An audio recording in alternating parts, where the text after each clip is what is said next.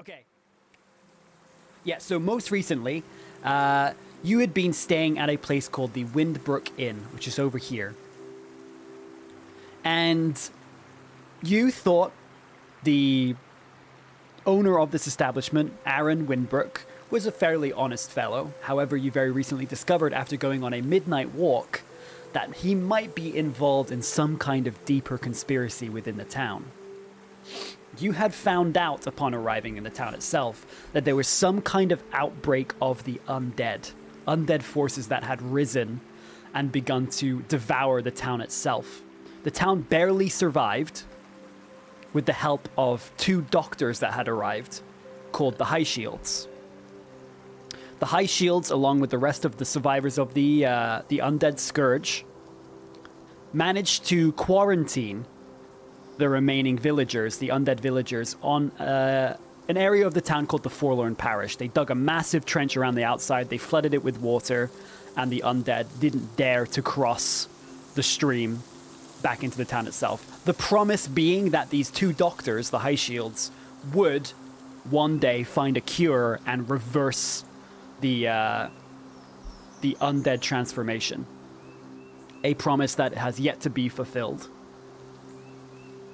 Aaron, the innkeep, apparently has been in communications with some unknown entity or force or faction that seems to be operating in some capacity in the town, but no one really seems to know who or what they are.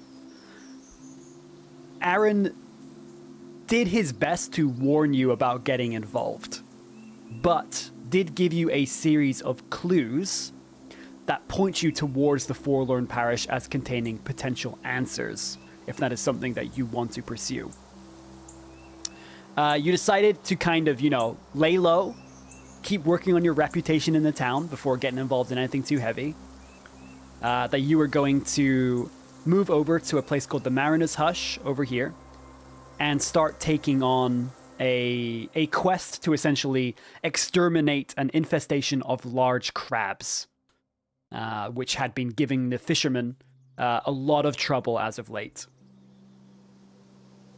Yep, thank you, Matt. Thank you, Falcon. Yeah, appreciate that. There was a kind of, not like a riddle, but a speech that Aaron had given, which seemed to indicate a couple of things. So anyway, you went away to the east, towards the shore, towards the cliffs, and on the way you heard some kind of ruckus taking place, some kind of confrontation, and you investigated, finding a pack of wolves which was attacking one of the High Shield's caretakers, essentially, this enormous giant figure called Matthias. Matthias seems to have a lot of physical deformities and acts as essentially a farrier of creatures that die within the area, apparently to try and collect them and cremate them to prevent any kind of sickness or disease breaking out in the town, in a similar fashion to what happened with the Undeath before. You intervened in this fight, you helped Matthias out, you cleaned up and healed some of Matthias's wounds, and you are now in the process of escorting Matthias back towards the High Shield estate, which is where you assume Matthias lives. So that's where we will be starting today.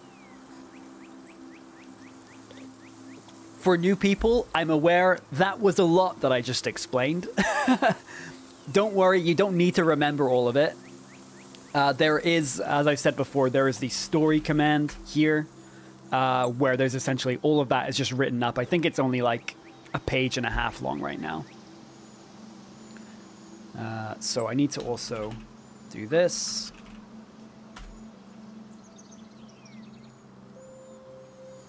Open that over here. That's the character sheet for anybody who might be curious. Don't worry about it too much, though. It's very, very important that you remember that in order to play today, you do not need to know how to play D&D. A lot of it is automatic. It is all managed essentially by me. So just enjoy the story, join in however you want, and make some choices.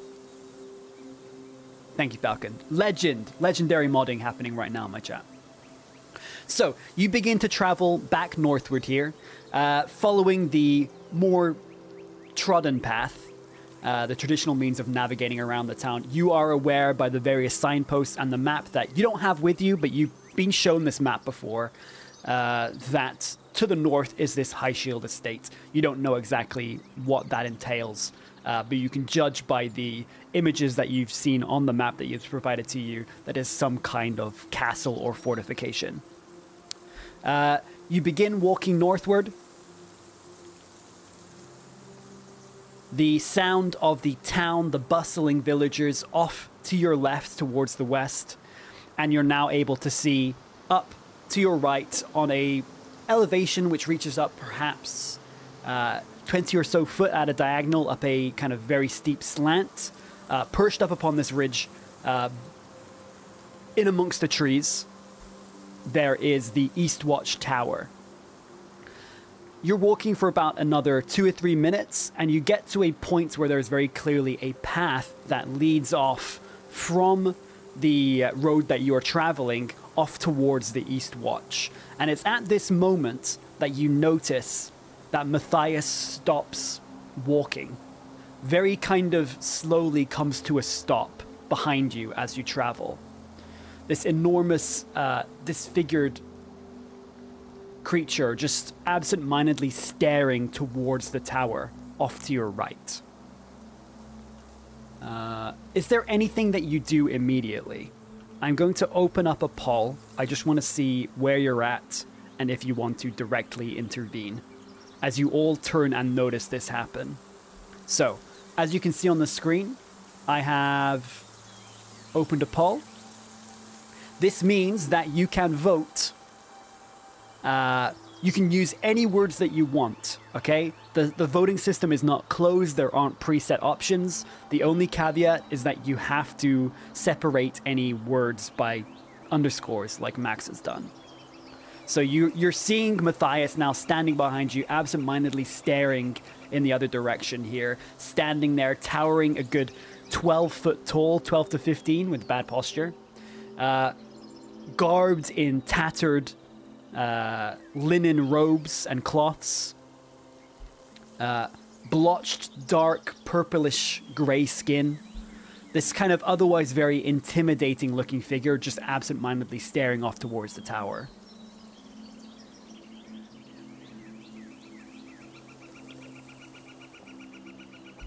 Thank you, Falcon. What did I miss? Okay, so we've literally just done a recap. All that's happened is that you've started walking north towards the High Shield estate with Matthias in tow. Matthias has very suddenly stopped at a road that breaks off east towards the Eastwatch Tower.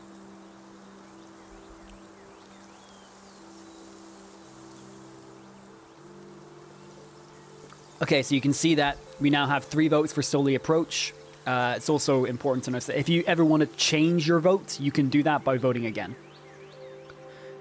So, if you decide you don't want to do your offer sandwich, you can change your vote to something perhaps more practical, although offer sandwich has been known to work at least 1 out of the 3 times it's been presented as an option. Jack DC is going for the counterplay. Okay, but anyway, we'll move it along. So now you can see how the system works. You decide to slowly approach Matthias. Matthias doesn't really seem to acknowledge you as you approach slowly. However, as a... not a consequence, but as a result of this, you not necessarily grabbing his direct attention, he slowly begins to walk off towards the tower, towards Eastwatch, and you're feeling the vibrations in the ground as these heavy footfalls slam one after the other, these labored, stretching strides of this very large creature, enough to vibrate the area around you significantly. So, I'm going to refresh the poll. I will ask you prompting questions, but you do not have to necessarily choose the options I give you. So a prompting question here would be something along the lines of, you see Matthias is now walking in the direction of the Eastwatch Tower. Do you want to follow him or not? See, Max has already put follow in there.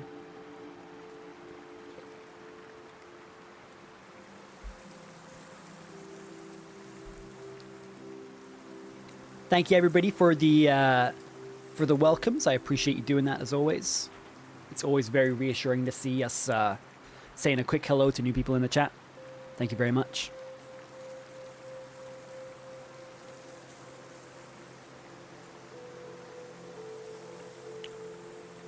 Does Matthias understand the language you speak? Okay, so this we kind of went over this last session. To give you a recap and for people who weren't there, Matthias seems to understand very basic communication, but he doesn't seem to really be able to comprehend more complex trains of thought. When you were bandaging some of his wounds and tending to them, you did notice that, you know, a simple command or a simple question, usually things that can be answered with like a yes or a no, he does seem to be able to follow most things. But he does not seem to physically be able to respond with language himself. So the more complex the question, the less likely you are to get an answer. He's extra distant? Yes. As far as you are aware at this point in time, he does not really seem to even necessarily acknowledge that you're there all of a sudden. Like he's kind of lost in his own world. Okay, so you kind of very slowly start to walk behind him and call over, not aggressively, but just trying to get some kind of response, some kind of insight into where Matthias is going. So what I'm going to do is I'm going to open our first dice roll here. So this is the other thing we do apart from voting. If you type !dice in the chat, you'll be entered into a dice giveaway. Now, throughout the game, whether it is an attack roll or a thing called an ability check, there will be things you can do, ways that you can interact, that will determine how much you're able to tell about a circumstance or whether or not you hit a target with an attack roll. So right now, what I'm going to get you to do is called an insight check. So insight is an ability that essentially allows you to get some kind of sense of somebody's body language, whether or not they might be lying to you, judging on their tone, whether or not somebody is hostile or anything like that, basically. To try and determine intent is kind of the simplest way to describe it. So I'm going to close the giveaway, and it will show a winner on the screen, so make sure you're paying attention. Okay, so Val, your first dice roll, Val. If you'd like to type !roll in the chat, as per our character sheet, you have a +5 to this roll. So whatever you roll on the dice, +5. Okay, so 12 plus 5 brings us to a total of 17, which is very good. So, with a total of 17, it's really good, Val. Yeah, it's very good. So, as you look to Matthias and you try and get a sense of what Matthias is thinking, what the intent is behind Matthias moving in this direction, you get the sense of somebody lost in a daydream. Except Matthias is very clearly walking, maybe lost in a memory, but more physically speaking, like his mind and his body may be somewhat at odds at this point in time. Something has definitely caught his attention and caused him to essentially ignore his surroundings to the point where you're interested as to why he's doing it, but it doesn't seem to be out of any sense of danger. Did we level up? Well, you're currently level 4. You leveled up at the beginning of last session.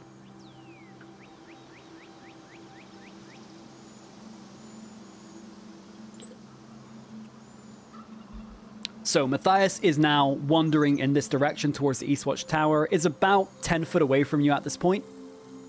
What would you like to do? So that roll made us level up? Oh no, the roll didn't make you level up. But at the beginning of the last week's session, you had leveled up. Leveling up works on a... Oh, hang on, has that not worked? Hello? Uh-oh. Hang on. Are you trolling me, Jack? I don't understand what's happening here, man. VoteBot? Is VoteBot broken, guys? Did we break it? Is Twitch dead? Oh, no. 1 second.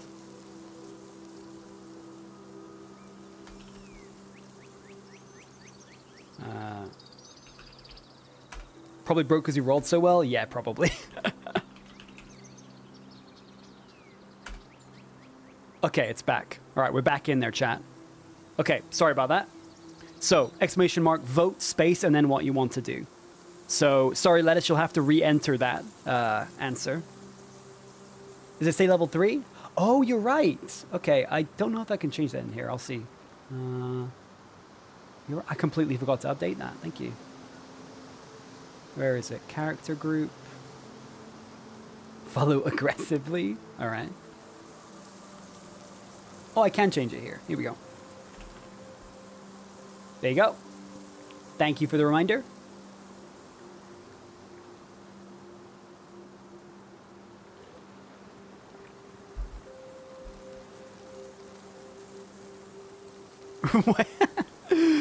Twitch chat making it weird. I mean, if I get vote for one for all of these, I'll just be like, okay, I guess we do all of those things at exactly the same time, which balances it out, right? Yeah, Jack, thank you for the follow. I appreciate that. Always aggressive, always pressing W even in D&D. I love to hear it, Val. We need more W keyers in the world. It's very important we choose the right way to follow them. That's what I'm saying. Every choice has consequences, right? That's D&D. Follow with sandwich. Oh, shit. Okay, anyway. So you decide to make sure that Matthias does not leave your sight. More out of care, you know. You've decided to do this thing. You've decided to escort Matthias back to the High Shield Estate. And you're not one for usually giving up. So you very quickly and abruptly give chase, essentially, catching up with Matthias, who, despite the fact that Matthias is very clearly moving slowly, is not running, is not breaking into any kind of sprint. The pure size of the strides means that you have to walk very, very fast to keep up. So you begin to follow. As you catch up, you are led, Matthias still not necessarily acknowledging your existence at this point in time, which again is a little unsettling, but leading you around to what seems to be the entranceway to the tower itself. As you get closer, I need you to give me a perception check, chat. As something catches your attention. A quite sweet smell of something.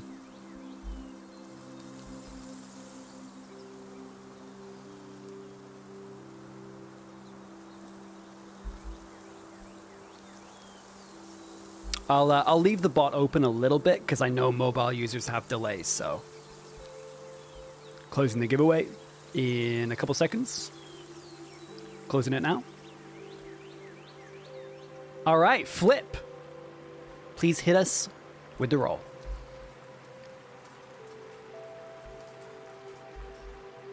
So it's exclamation mark roll in the chat when you're ready, Flip. So this is a +7 for us right now for perception.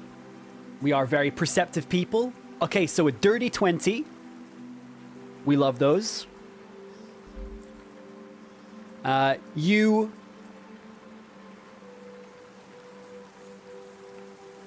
notice this smell. It catches you off guard. It's a very sudden onset.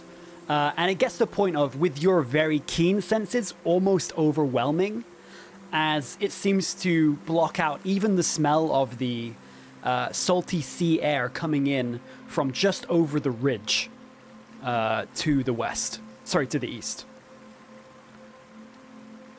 This is the scent of jasmine flowers. And as you get closer, you see, slightly off to the right-hand side, there is a very large bed of these jasmine flowers kind of growing in about a 15-foot radius. And at the center of this circle, there's very clearly a clearing of grass that is about 5 foot side to side. Something is at the center of this little patch of jasmine flowers. And you can very clearly see that there's some kind of stone item, possibly an epitaph, that is sticking up out of the ground. Matthias stops at the edge of this circle, this patch of jasmine flowers, and is just staring down towards the middle. With your perception check, you're noticing he is standing essentially right on the edge, clearly making a conscious... Well, actually, clearly he is unwilling to step either within this ring or make physical contact with these flowers.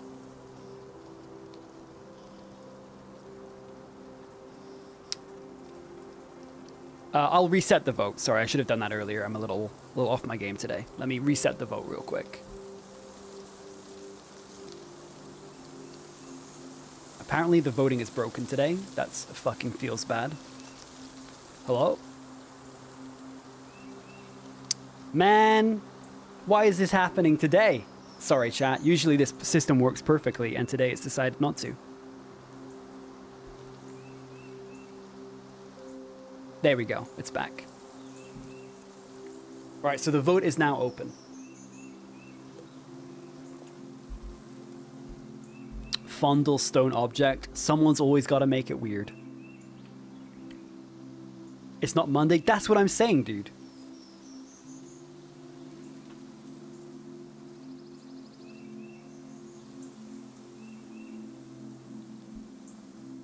I know, Mac. It's just sometimes, I don't know if it's OBS or something else, but yeah, it's kind of annoying.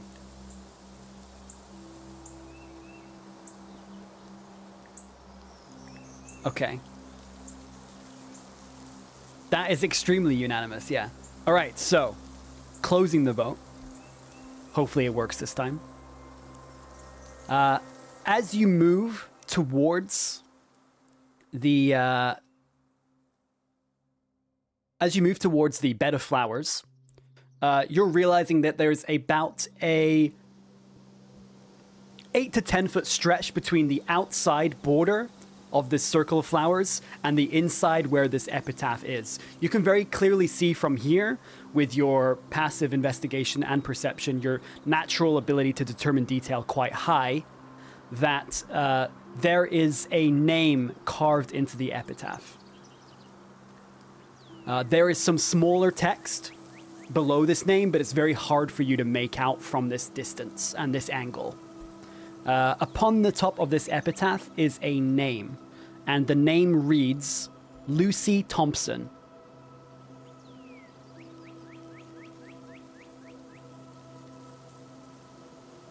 Do you want to get closer to try and determine the smaller details?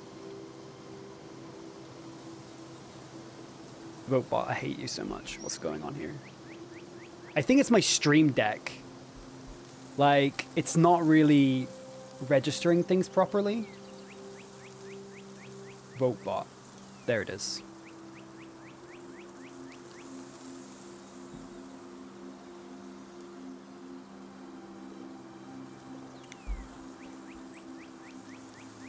So you are aware that if you want to get closer to investigate, you will have to essentially walk through this bed of flowers. Just so you're aware.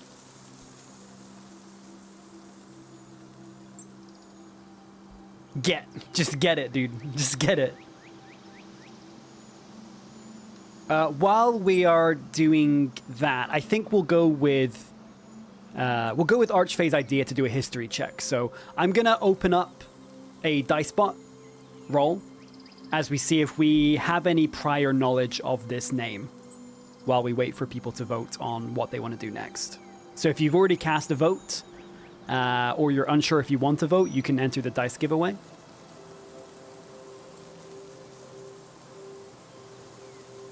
Yeah, if it has multiple words, you need to do an underscore just so the vote bot knows that you're trying to do some kind of sentence. Otherwise, it just picks the first word. Read epitaph uncomfortably close. Fuck. Get. You get.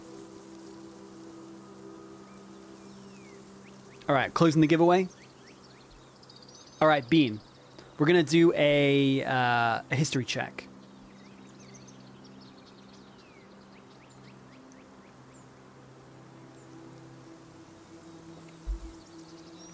It's not great. But you do currently have a +4, so it does become a 6 total. As you think to yourself about whether or not this name is significant, whether in history or to you personally, or you've heard it mentioned recently in some kind of conversation, it doesn't ring any bells. Definitely not some kind of famous historic figure. Probably a local, which might explain why you don't know them. Lucy was a person. Exactly, Avenger. Okay, so you decide that you want to get closer to try and determine any kind of detail. Immediately, the second that you step your feet into the flowers, or as if you are about to, Matthias very quickly and very suddenly snaps his attention to you, and there is this harrowing roar from him that almost shakes you and surprises you, almost just like an immediate jump scare as you're not prepared for it. And you, as you turn to look, you can see that Matthias is very clearly agitated, staring directly at you, and there's this intensity to this gaze, this anger, this fury, that you've done something to upset him.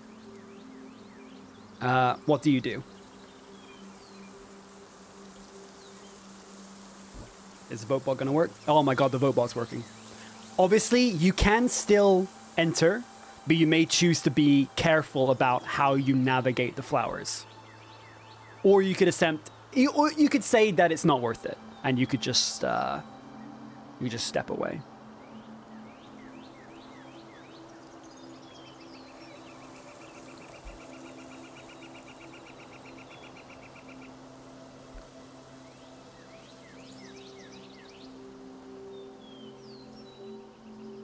Oh my god, Val woke up and chose violence today. All right. First, she tells get. Now she's trying to burn flowers? Bro, relax. All right. So, you decide to take a step back.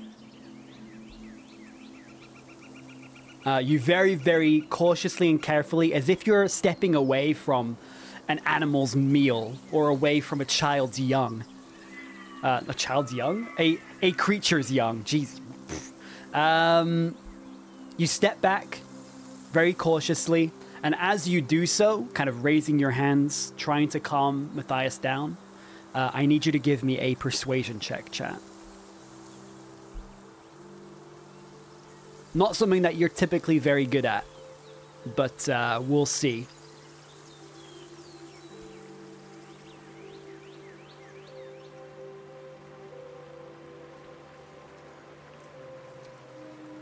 Ooh. Okay. So Falcon has redeemed a D&D check bonus from the channel point rewards. So, as you begin to step backwards, you can feel as you raise your hands up that there is a strange spirit energy that is leaving your fingertips. This strange mist which begins to drift in the direction of Matthias. Closing the giveaway.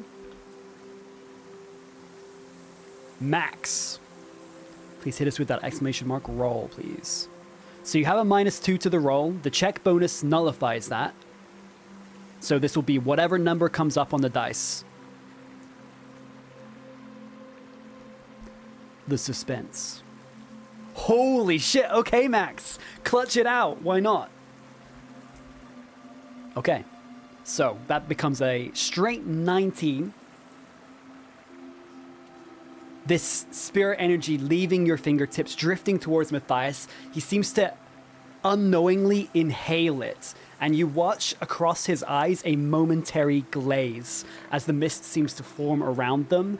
And as the mist fades, as you do your best to convince Matthias to calm down and that you meant no harm, his face begins to loosen, his body language begins to soften.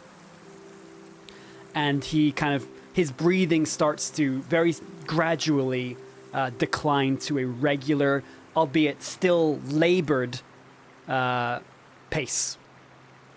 As you feel like you have successfully discharged any tension in the situation.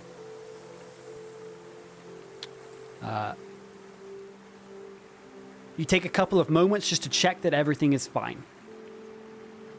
And it seems as though this occurrence that's just taken place, you attempting to move towards this and potentially stepping on some of these jasmine flowers, has snapped Matthias back to the moment. Seems to look around, take stock of where he is and who is there with him, and then just kind of grunts and then turns and begins to walk away back down the path.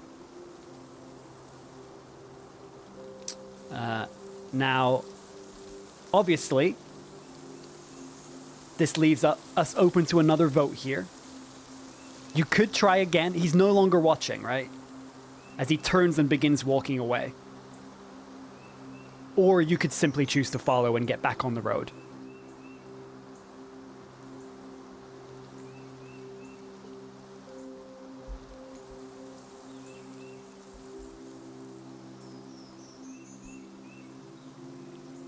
All right, we've got a couple of votes. I will let you play this out, chat.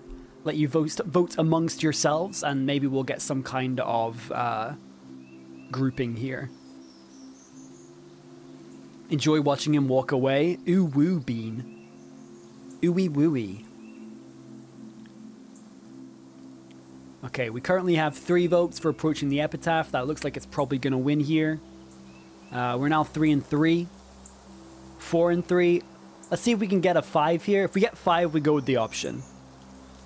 So, just to make sure it's a majority vote. So we'll do first to 5, or probably wait 30 seconds, and if no one else votes, we'll just go with it. Val chose chaos today. Yeah, she really did. I can't complain though. You know, that's part of the game. It's also worth noting for people who may be new or, you know, they're getting used to the system. Choosing one doesn't necessarily mean you can't do the other. It's more of an order of priority. So obviously, if you choose to read the epitaph or whatever, and then you decide, okay, never mind, I'm gonna go do this thing. Those things both happen. Like, you don't have to just do the thing I was voted for. If it seems like the reasonable course of action, I'll do both. Okay, so you decide to not immediately approach the epitaph. Not worth it, not knowing the limits of Matthias's ability to perceive things. You turn and you catch up once again with Matthias and continue to read. A little bit intrigued nonetheless as to the context of this interaction, what might have caused this otherwise unusual reaction from Matthias, who seems to be constantly in a state of aloofness. You proceed back up north to deliver him to the High Shields once again. Okay, so you're back on the road, all grouped up once again. All 6 of you? I think there's 6 of you right now. You beginning traveling northward. Okay, I just need to make some notes in my recap thing so that I don't forget.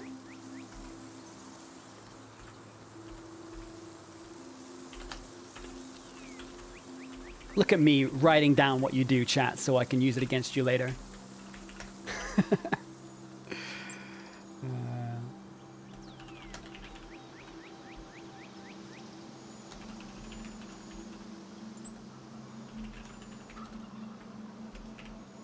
I mean, what? I would never. That was weird. Did I just black out?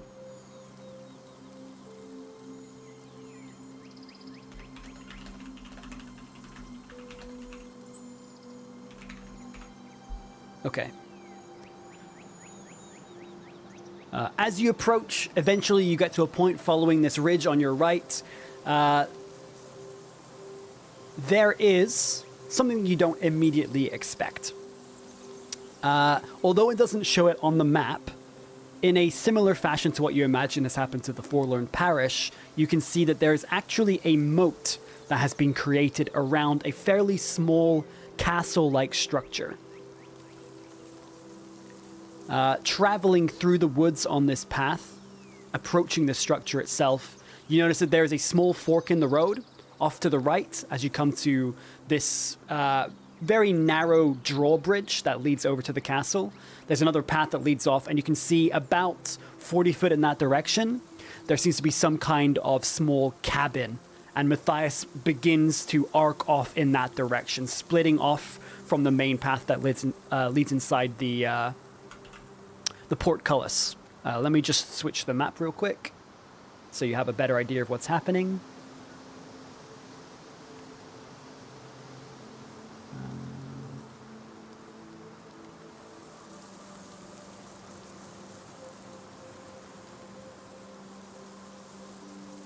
Yeah, we'll go to here. 1 second, chat. I should really make a screen for this, I'm now realizing. Chat Plays D&D. Maps. And then, where are you? Here you are.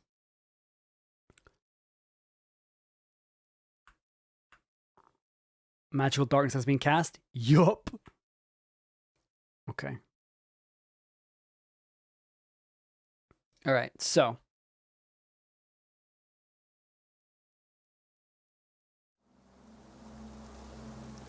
As you have approached, Matthias begins to break off onto the right. You can see him now beginning to travel through the forest in that direction. And you can now see this fortified, albeit small castle in the middle of what seems to be a intentionally created lake that surrounds this building and isolates it from its surroundings. So here you are. Matthias is starting to break off into the right-hand side, like I said. What would you like to do, chat? Would you like to follow Matthias? Or would you like to approach the gate itself?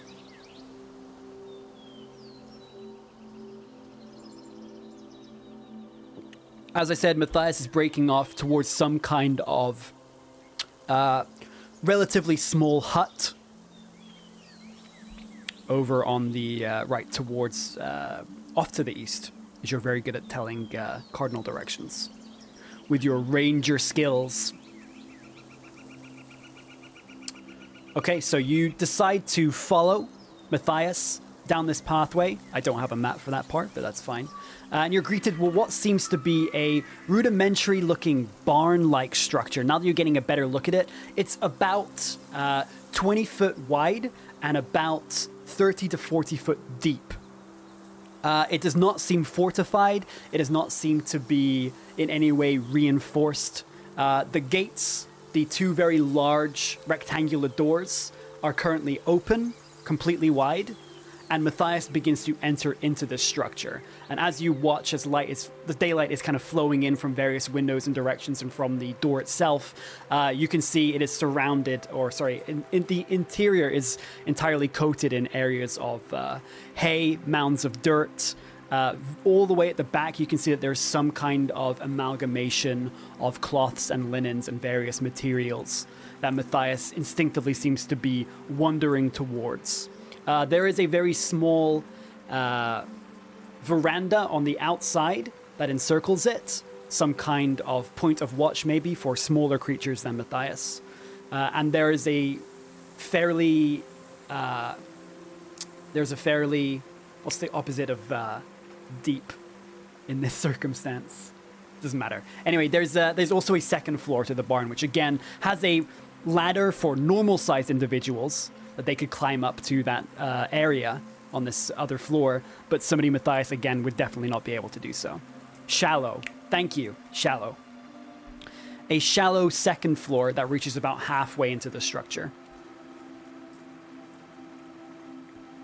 As you wait and watch, as I imagine you would, Matthias seems to move towards this mound of cloths, some kind of almost nest-like bed or resting area, and then plops himself down in the center and just seems to kind of fall backwards into it. The enormous size of this individual, the vibration and sound of them falling backwards softened significantly by the cloths and various linens, as it seems as though Matthias is sitting down in what you can imagine to be the area that they have been designated to stay in. Taking a look at the bridge, you imagine that Matthias is unable to physically cross the bridge itself comfortably without significant effort. And you imagine if Matthias was to try and enter through the portcullis, the gate, towards the High Shield Estate, the castle itself, he would have to be on his hands and knees. This is a gateway that has potentially been intentionally created to be difficult for large creatures to enter. Oh no, Tilly. I mean, I'm stealing a lot of that, Tilly, for the for streaming. But yeah, that sucks. Big pain. So, Matthias has seemingly been returned safely to wherever Matthias is going to find rest to recover. And you also have the High Shield Estate up here in front. What would you like to do? I'm going to reset the vote. Thank you. Why is this not? There we go.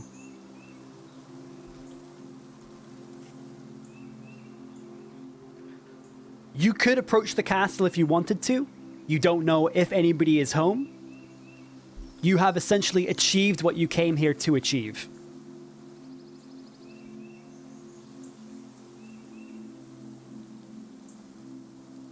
But it is up to you whether or not you want to see if you can have a strike-up conversation or find out more about the area itself. I want to burn the nest. Val, what's going on? What's going on, Val? Are you okay? Do you just want to... Are you feeling particularly pyro today?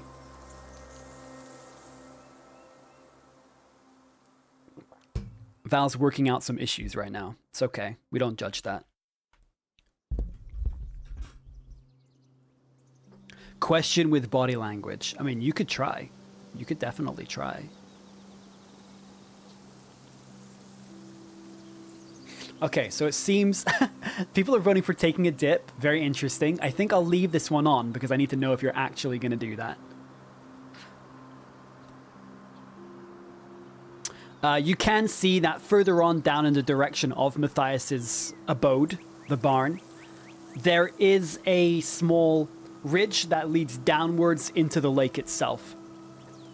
There's very clearly been a set of stairs that has been essentially carved out of the side for individuals to enter into the water and also exit it.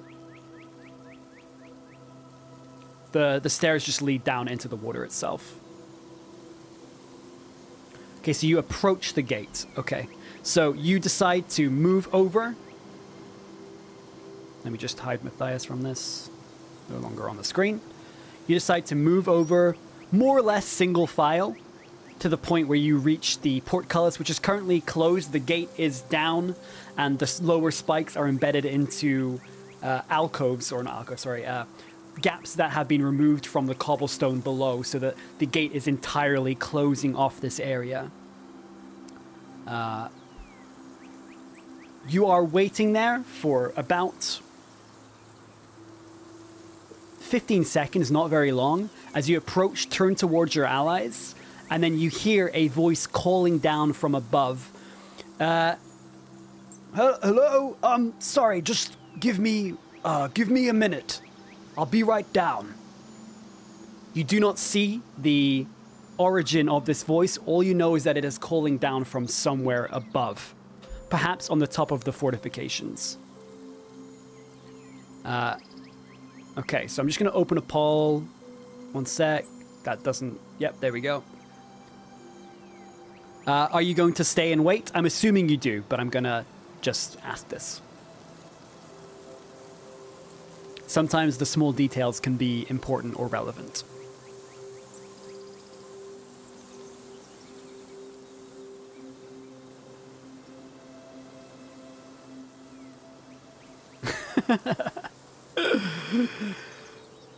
Can you imagine, Max? You suddenly get a nosebleed as you start to consider universes outside of your own.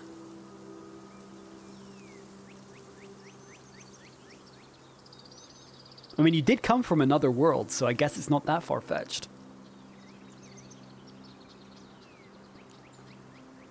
Okay, so you decide to wait. I see what the problem is here. Yeah, that's what the problem is. Okay, so you decide to wait. And actually, although this voice calling down to you said that they would be a minute, it's actually somewhere between 5 and 10 minutes that you're waiting there. About 7 minutes in, you begin to hear the sound of something inside this this abode. And then towards the end of the 10 minutes, you hear an individual scrabbling, walking hurriedly towards you, and then you see them appearing on the other side of the gate. Let me just do this. So, you can see past the door is some kind of hallway, and standing on the other side is what appears immediately to be a middle-aged gentleman. I'll put him back here, actually, so you can... It's more of a visual representation. A middle-aged gentleman dressed in what seems to be fairly scruffy clothes that you imagine would ordinarily be quite nice and formal. A white shirt, a brown waistcoat, and dark brown trousers, linen trousers that reach down quite tight at the bottom around the heels. A little bit shorter than you would imagine them, as you can see white socks poking out from the top of the shoes themselves, which seem to be, again, pretty scuffed up brown leather. You can see the kind of wear that has been dealt to them by a lot of use. This middle-aged gentleman, you can see his hair is fairly dark brown, seems to wear it kind of pulled back. You imagine if it was flowing down, it would be to almost towards the shoulders, but it's kind of slicked back, and this mustache that kind of extends from the sideburns all the way up and across the top lip. Their skin is fairly worn, the eyes sink fairly deeply, telltale signs of somebody possibly not getting enough sleep. And this individual speaks through to you. Terribly sorry for the wait. Wasn't expecting any visitors. May I ask who you are and why you have decided to stop by our lovely little estate? I'm assuming that because you're here, you know who I am. My name is Mater Highshield. Okay, so... Do you do your introductions? Or what do you ask? Obviously, it's completely open, so you can vote for whatever you want, as your party members are kind of loosely grouped up behind you on the bridge as you speak.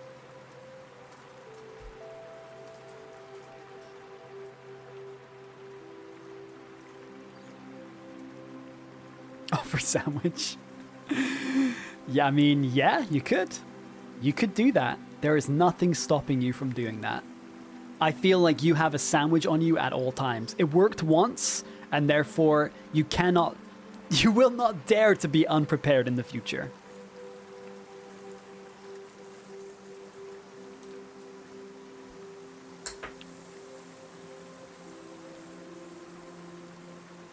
or else. Okay, well, we have 2 demand entries. Does anybody else want to chime in on this before we close the vote with 2 for demanding entry?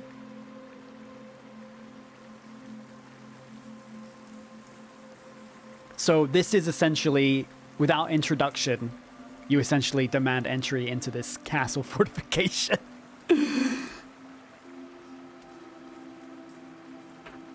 Which, again, totally fine.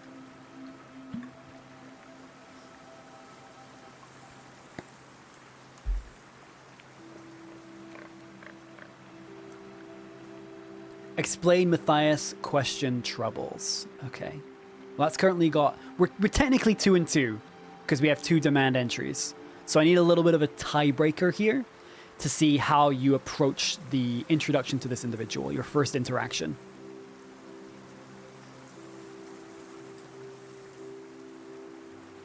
Okay, so you demand entry into this abode. I need a persuasion check from you, chat, with disadvantage, so we'll be rolling twice and going with the lower number. You've decided to go with a slightly less tactful strategy, but you do get to roll dice twice. So there's that.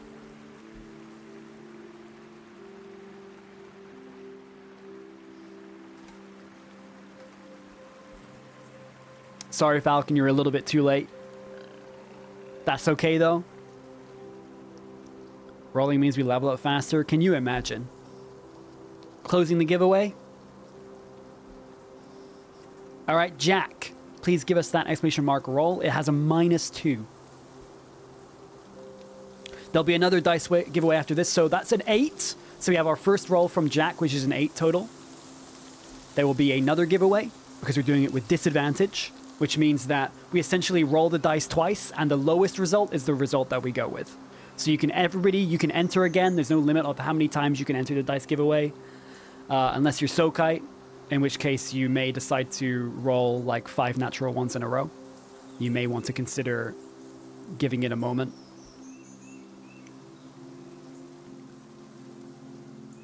Sorry to call you out there, Sokite, but I feel like the people, they need to be given an example, and this one happens to be real. Kadrius, hello, welcome to the stream. Thanks for stopping by and getting involved.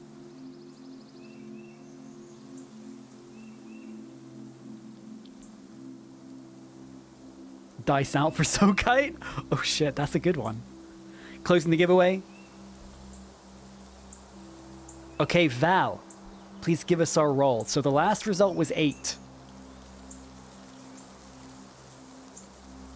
This one's a 2. Okay, so without really thinking it through, social situations are not your strong suit. It is known, even to your party, and it seems as though you have leapt into this social situation before any of your other party members can kind of intervene in a meaningful way.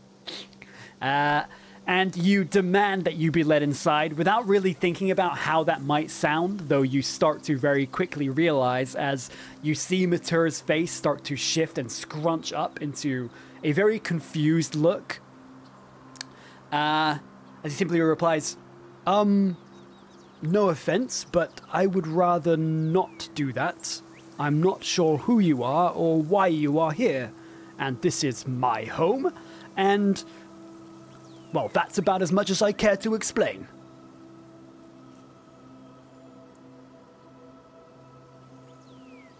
Okay, what do you do, chat?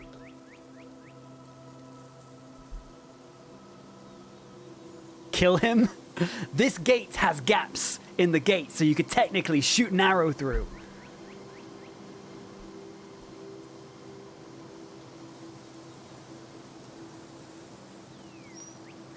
We have a spell slot. Hunter's Mark. Hunter's Mark, sharpshooter. One shot the NPC.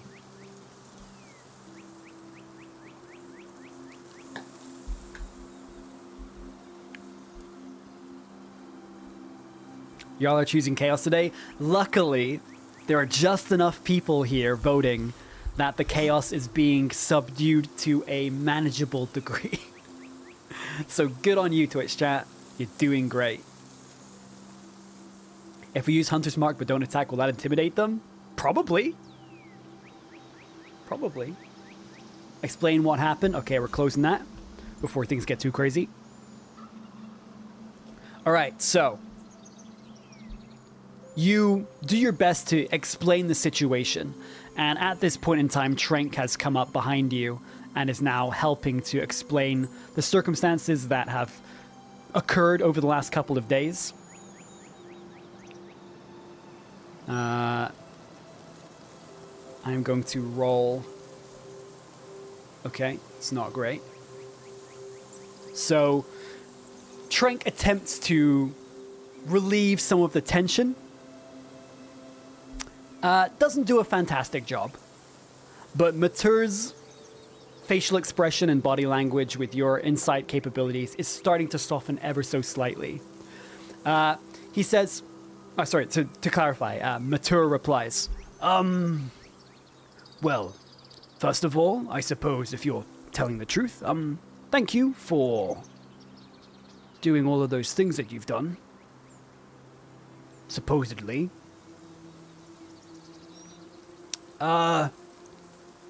Not sure I have much in terms of things to offer you other than the thanks. But I'm very busy, and if it's all the same to you, I'm currently alone here. My wife is in the town, and I would rather not open the gates to would-be travelers or thieves or bandits or no-gooders in general. Which I'm sure you're fine, but I don't really know.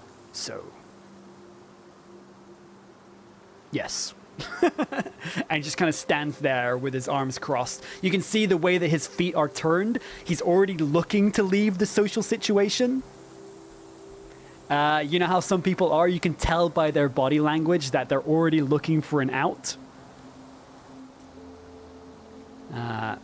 So what would you like to do, chat?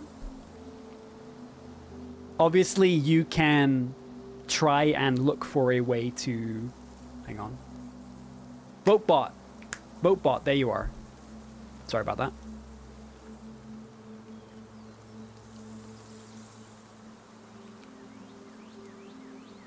Understandable, have a nice day? Yeah. I mean, that would be me. You know how I know about that one, Falcon? Because that's me. 90% of the time when I'm involved in a social situation. Feet turned away, body language slightly turned to the side. Yeah.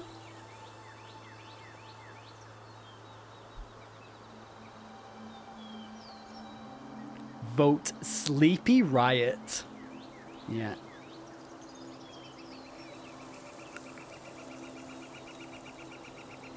Apologize and leave. Intimidate, demand entry. These are two very different responses, chat. Vote eat sandwich. Just fucking stand at the gate just eating a sandwich.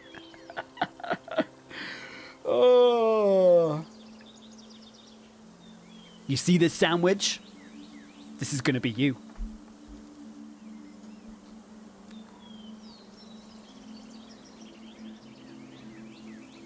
Passive-aggressive sandwich eating? Yeah. Yeah. Apologize and leave? Okay. So, you realize you've gotten a little bit overzealous in this situation. Maybe next time, maybe double check with Trank. He kind of suggests as much as you begin to turn and leave. Maybe just, have a little bit more time to think about how somebody might interpret it. Like, they might interpret, the words that you say, the way that you say them. You're starting to feel like he's lecturing you a little bit, but you also kind of know that he's right. So you turn and you essentially take your leave. You can see that Mature is very kind of adamantly watching you as you turn and head back across the bridge, and you kind of look back towards the gate to see if he's still watching you, and when you're about 20 foot away, you can see he turns and he seems to re-enter the building.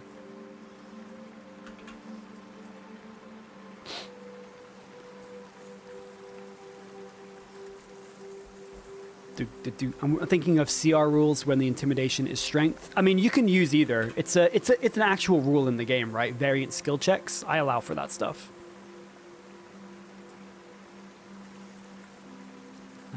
So let's do that. So you're much better at intimidation than persuasion. By that metric. Yes, Hecate, yes! Sorry, I just wanted to be involved. Alright, so you are back on the road again. Right? Matthias has been successfully escorted back to the High Shield estate. Seems to be about as safe as he would be ordinarily. You You know what?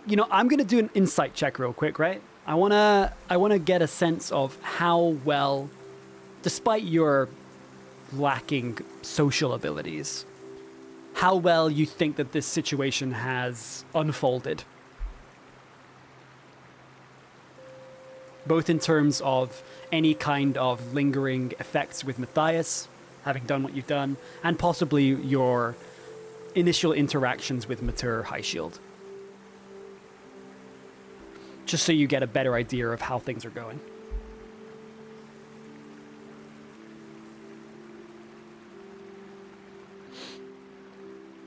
We still need to retrieve the cage. I'll say that with the explanation that you did for Mater, that you also let Mater know that the cage is actually still back down in the south.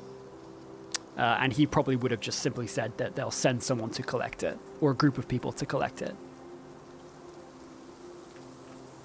So it's not something you immediately need to worry about.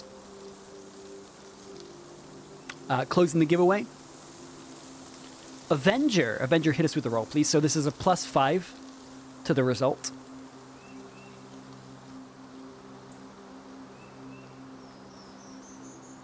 Okay, so +9. You get the sense from Matthias that your experiences have probably been memorable enough that you're hoping he remembers who you are and that you pose no immediate threat to him the next time you meet, if that happens. Judging by the fact that Matthias willingly traveled with you, apart from that one incident where you feel as though he was about to attack you after you stepped on the flowers, you feel like you haven't done enough damage to really be worried. But you don't really know exactly where you stand. That much is a little bit up in the air. As opposed to that, you don't feel that you've built any kind of meaningful relationship, or you're on the way to doing so with Mater High Shield. You're kind of kicking yourself a little bit. You realize that you probably overplayed a little bit. First impression, not so great, but all things considered, you did have a very good impression with his wife. So hopefully that'll carry it through, and you haven't just burned a bridge. So you're not feeling awful about it, but you don't feel like you have gotten off to a good start with Mater High Shield at the very least. I was pissed at him for making us wait 10 minutes. No, I totally get it. And I think Valandra is the kind of person where she's not very patient. So, at least not with people. Okay, so you begin heading back down. Remember that your initial intent upon setting out this day was to take on the mission at the Mariner's Hush to go crab hunting.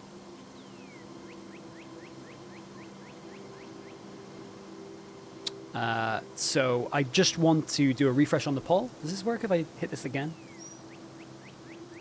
No, it doesn't. Okay, I'm going to reset the poll. Thank you. So, it is about 3 in the afternoon at this point. Okay. Vote Crab Rave. It's only a matter of time. Okay, so you decide that it is time to return to your mission at hand, your original task that you had been given. So you head back down, back past the East Watch once again, and it takes you about 45 minutes, an hour, traveling at a fairly brisk pace. It's a lovely day. You've got a little bit of spring in your step, despite the recent circumstances that you feel might not have gone so well, but you're excited to get back to things that you know you're good at, which is hunting monsters. So, you travel down to the Mariner's Hush. As you get closer, you begin to hear the sounds of ships, probably very small ones, albeit. Ship workers going about their day. You can hear kind of people shouting across the docks towards each other. Various callings and exchanges taking place. Some kind of commerce and trading, you imagine, between the villagers themselves. As you approach these fairly rickety-looking buildings, you can see that there are nets strewn across and being supported in various areas. Drying fishes and meats being hung up and strewn across various surfaces. The smell as you approach is quite overwhelming. It's not necessarily bad. It's not the smell of rot, but there is just this very distinct saltiness in the air as you get closer and you start to notice these various things in the surrounding. Off to the right of what is very clearly the main fishing hut or building here, you can see that there is a small group of individuals that have gathered together. It takes you a couple of moments, but behind this small group, there is somebody who is currently addressing them. The crowd itself seems to be made up of about 4 or 5 people, and there are various different shapes and sizes. But yeah, past them, you can notice this individual addressing them. A stout halfling, you imagine, with brown curled hair, clearly sunburned skin, and dressed in faded blue overalls. Whoever this person is, they're very clearly of some kind of importance. The individuals surrounding them that you notice, they all seem to be dressed in incredibly dirty work clothes. As you take a look, they don't strike you immediately as fishing types. In fact, as you take a look and you get closer and you start to overhear some of the conversation, these individuals are very clearly partake in a different kind of trade. You imagine by the fact that you see pickaxes, hammers, and the sort that these might actually be miners instead of fishermen.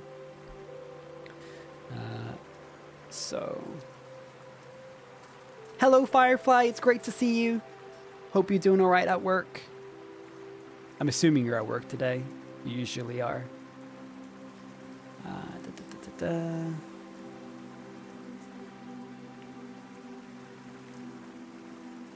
Okay. No work today. Let's go! Fantastic news. Okay, so would you like to approach chat? Or would you like to simply stay back and observe the conversation taking place?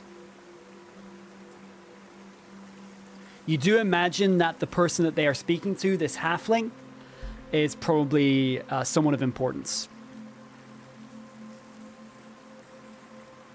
At this point, you have no indication of anything like sex or gender, Jack.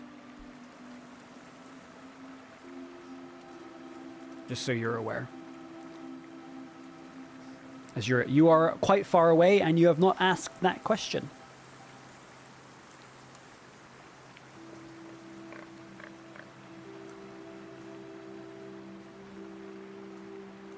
Thank you, Jack. I appreciate that. It's a small detail, but important nonetheless.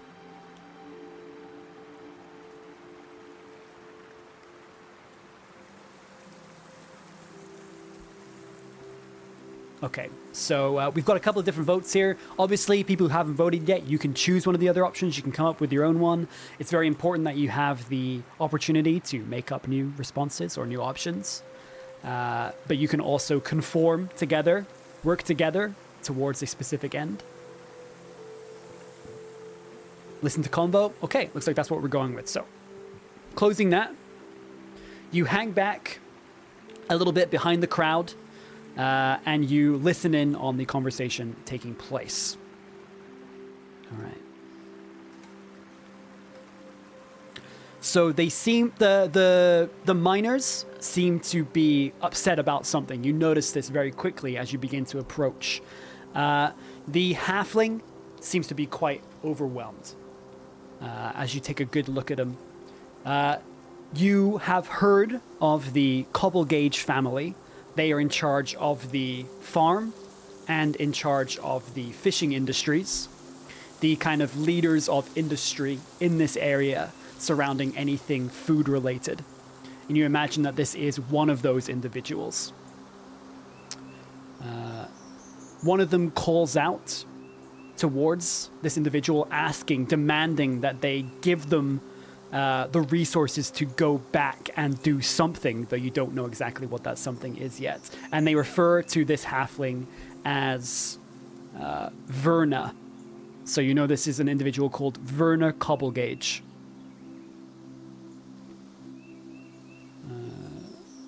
Okay. Let me tick these off. So, as these conversations are taking place, a story begins to unfold. So, it turns out that the miners were working in a series of mines down to the south, where very, very suddenly, they had heard a series of falling rubble from the entry tunnel that they had dug. And the debris had injured two of the workers, these individuals named Alice and Doki, respectively. These miners seem to have been frantically digging their way out for the last 12 hours non-stop.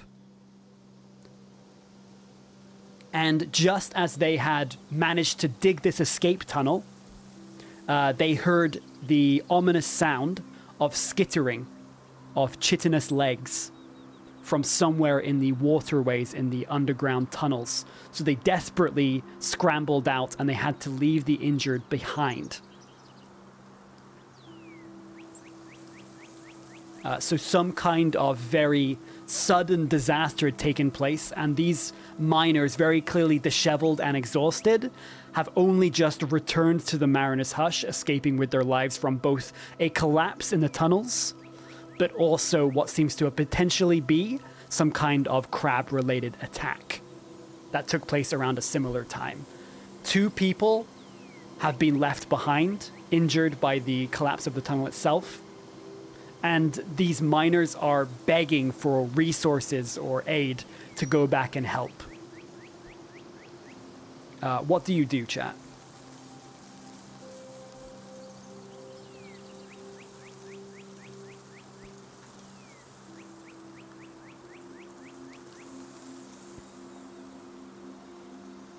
So this does seem at least vaguely related to why you came here, but it seems as though a more urgent situation has very recently unfurled.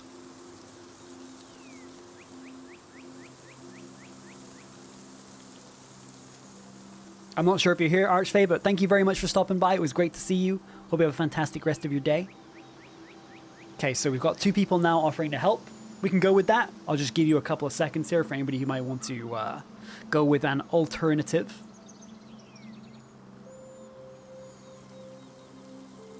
While I drink a little bit of my hot drink. Offer sandwich. Proud of you, Jack. There's always got to be one. Okay, so you decide to offer help. So you approach your group, moving around the crowd and introducing yourselves in a very basic manner, and saying that you essentially had come here to help deal with the crab problem that the Mariner's Hush was having in the first place. It seems as though things have escalated significantly recently, but you are here to offer your services, and you have already spoken with the mayor, Lucas Amberon, to formally take on this task and to essentially be paid double for your efforts by him. Verna seems to be overjoyed and relieved, relaying to you that she was very concerned, but did not have anybody capable of fighting off whatever forces may have appeared. The crabs have been running completely wild along the shore recently, and it was only a matter of time before there was some kind of more direct confrontation or significant accident that would put more of the fishermen and miners at risk. So, ordinarily not having the resources herself, she agrees and is very grateful that you have decided to take on this task.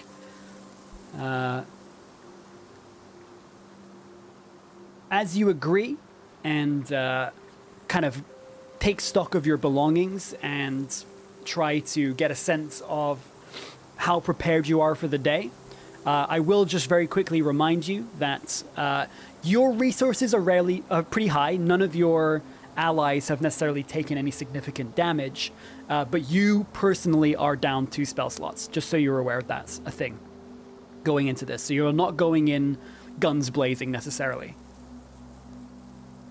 Hello, Kitty. Great to see you. I hope you're having a good weekend so far.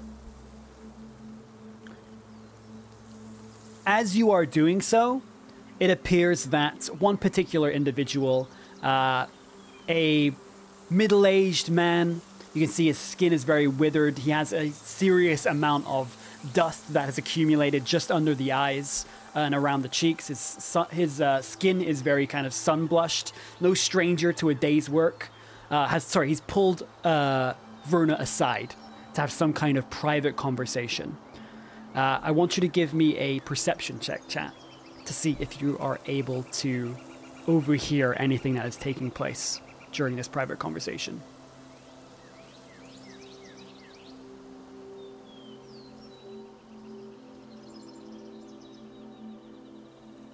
My week has been good so far. Hell yeah. I love to hear it. Dude, when you have a good weekend, it's such a big difference to how you feel the next week. I've always felt that. Like, when I have a bad weekend, it just feels like there's no reset. But a good weekend feels fresh as hell. Gotta recharge. Okay, closing the giveaway. Okay, Kitty, straight in there with the dice rolls. All right, so this is going to be a +7 to try and overhear this conversation as the rest of your group is preparing for travel. Oh, we got another dirty 20. Let's go. Oh, also, chat, we have a new emote on Better Twitch TV. I don't know if you've seen this. I made this emote earlier. Can you see that? I don't know if you can see that.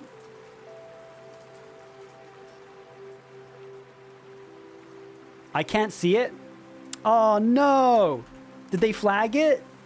I made this for today. Why isn't it showing? Bless 20. Oh, I spelt it wrong. Does this show up? Yeah!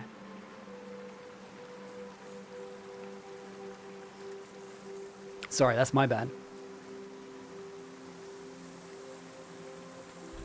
There you go. We got a bless 20 roll. Okay, so yeah, I just felt like we needed at least one D&D related emote, you know.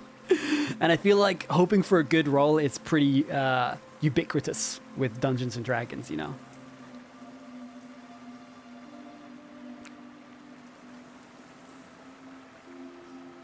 But who took the bullet for it? Wait, hang on. Is this a song reference? Okay, so doing your best to overhear the contents of this conversation. It's not? Wait, it's not? What the hell? I could have sworn that was a song reference. Oh, right. Sorry, Avenger. Actually, we had one spot free. So yeah. It's been that we've had one spot free for a hot minute, so decided to fill it up with a D&D emo.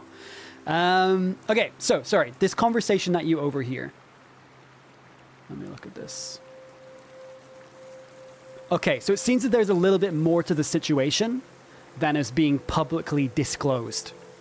This individual, who you quickly figure out through this conversation taking place, is called Jonas. That's how Verna refers to him. Is like the leader of the miners here. As the miners had essentially gone deeper into the cliffside, they had found that their lanterns and torches were barely effective at illuminating the cave, which immediately roused a little bit of suspicion, but he had done his best to try and quiet any kind of panic so that they could get on with their work. Then, as they started to dig deeper and deeper, they dug up, or rather, they uncovered some kind of weird statue or pillar-like structure. Jet black, as black as the night, as he describes it.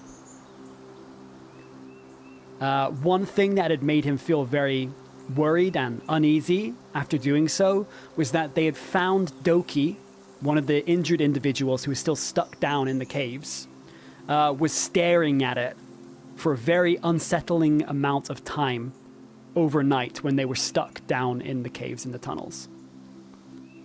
Kind of freaking everybody out a little bit. Jonas had personally decided to cover the pillar back up with some stray rubble that had been, revealed or displaced in the collapse, while everybody else continued to dig. Verna seems to be concerned, but also a little bit confused, not really understanding what this might mean, but definitely in a world such as what these people live in, where magic is relatively abundant, something to be perhaps concerned about, but they don't seem to have any prior knowledge. All right, so this is the entirety of the conversation that takes place. Verna essentially finishing it with stating that she is going to run it up the chain, so to say. So this probably means that this information will be relayed to the mayor and anybody else who may need to know this kind of information. So you set out and you begin traveling southward. With Jonas leading you the way, it takes you about an hour before, quite far down to the south, past the farms, and along the cliff's edge, you find what is very clearly a tunnel entrance that has been very hastily created by these miners attempting to escape. I am going to change to this. So... Ooh, that was a little abrupt. Sorry about that, chat.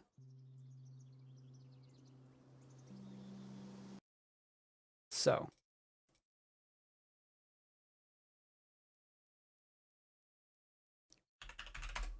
let me put on some different ambience.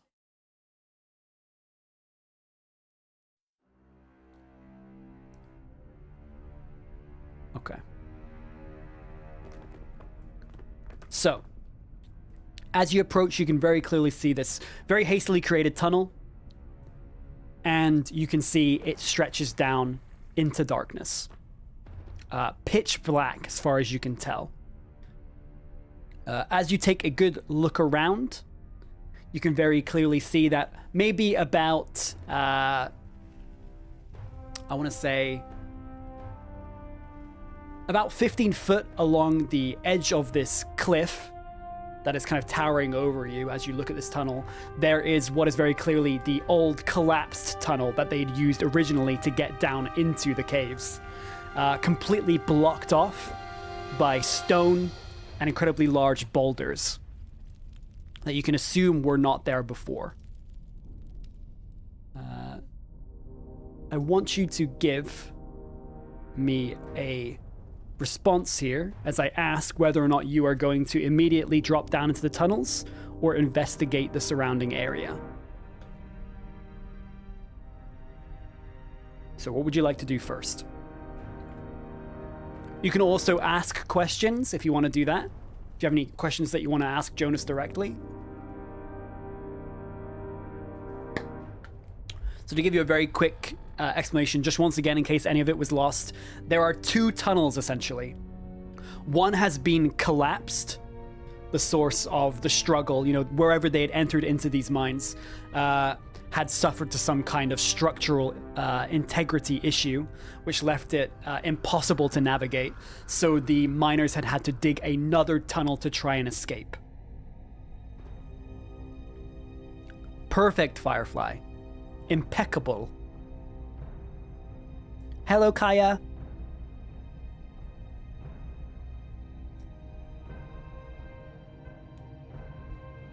So yeah, there's this one that's been collapsed, and there's another one that's been freshly dug. It's very narrow. You definitely would not be able to fit more than one person down here, and you're probably going to have to slide down there on your ass to try and get down into the caves. It is not a practical tunnel. It is purely being dug in a desperate attempt to escape alive. Oh, that's okay, Firefly. It's great to have you, though. Able to hang out with us a little bit. It's been super awesome. Hello, how's it going? It's going pretty well, Kaya. Chat's doing great. They've just had a terrible first impression with Matur Highshield, who lives up here. But they returned Matthias, the giant-like creature, safely to their barn. So it's not gone awful. They've just taken on the mission to essentially enter into a cave system where there's been a invasion of crabs and a sudden collapse, which has left some miners stranded down there, injured and desperate for aid. Hey, what's up, Simple? How's it going? Okay, so you decide to investigate the area. I need a survival check from you, chat. So as you search the surroundings, looking for any signs of tracks or things in the environment that have interacted in a way which might have caused this collapse in the first place.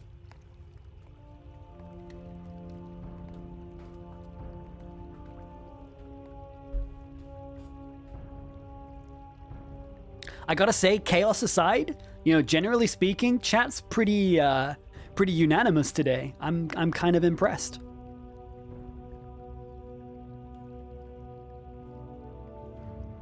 Okay, closing the giveaway. Kitty, please do that dice roll for us. This is a +5? Yes, +5 to the roll. Go again.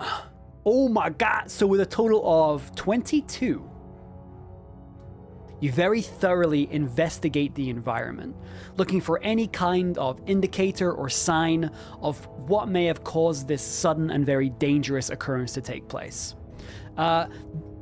There's not a whole lot of things that immediately stick out to you, obvious details. You know, you see the scrambling footprints of these miners as they had escaped the tunnel. You see the tracks of people who had been going to and fro from the tunnel that had collapsed. But there's something that kind of sticks out to you the more you go over the area.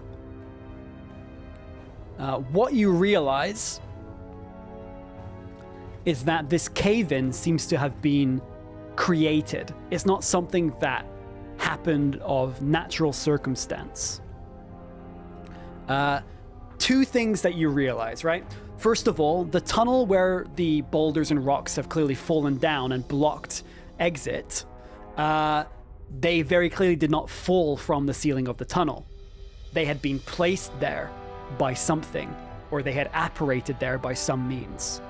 And as you look around the surrounding area, the grassland and the forest, you see that in various areas, there are blotches in the grass, where the grass has been turned incredibly white from lack of sunlight, or kind of dips into the ground of various sizes, where rocks have been removed from the ground. Now, the one thing that's incredibly suspicious to you is there are no drag marks of some of the larger boulders.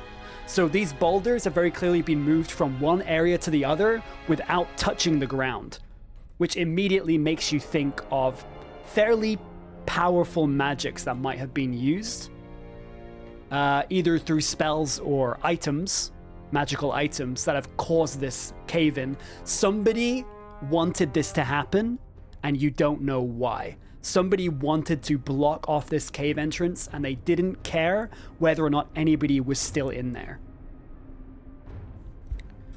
So this is what you're able to determine with your survival check. Do you relay this information? As one of the mining overseers is still here with you, your guide that led you to this circumstance. And also there's the rest of your party. So, do you disclose this information or do you keep it private at this point in time?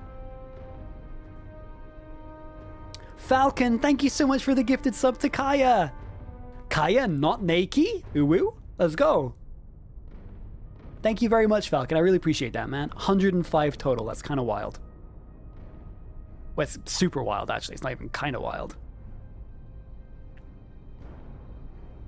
So this is really, you know, as you're looking around, whether or not you are relaying this information publicly or whether or not you're keeping it to yourself. That somebody has deliberately caused this cave-in, and that you have a very strong feeling that it has been done by magical means.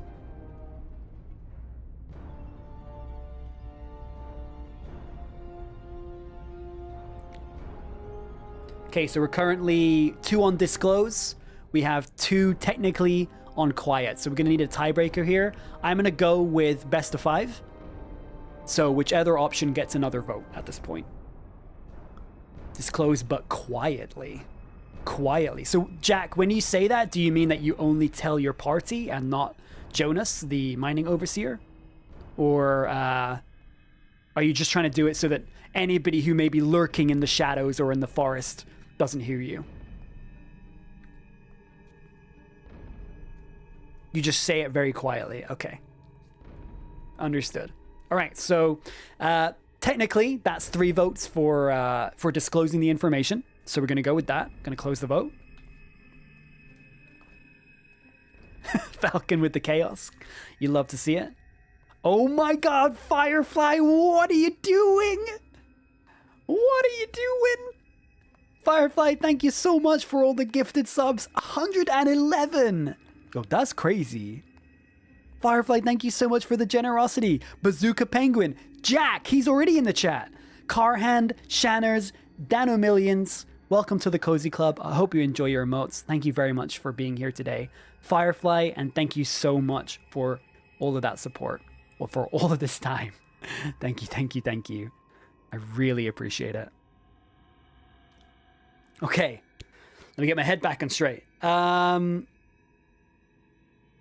right, cool. So, just trying to compose myself real quick. You disclose this information that you have learned quietly, you know, not announcing it in a booming voice or even in usual conversation, but you huddle people around and you let everybody who's currently present know what you think has taken place. Jonas seems concerned, kind of just speaks to you. Well, I mean, there was something else down there, right? I told Miss Verna, we actually dug something up. Seemed to have a bit of an effect on one of our men, and unfortunately, he's one of the ones who's still stuck down there with it. I mean, I took some time to cover it up.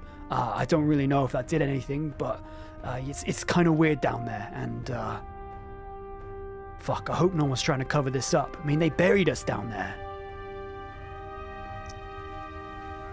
So you're essentially, everybody in your group now has some information, basic as it is, which is essentially what you overheard in conversation earlier, that there's something strange about the area down there, and that may be why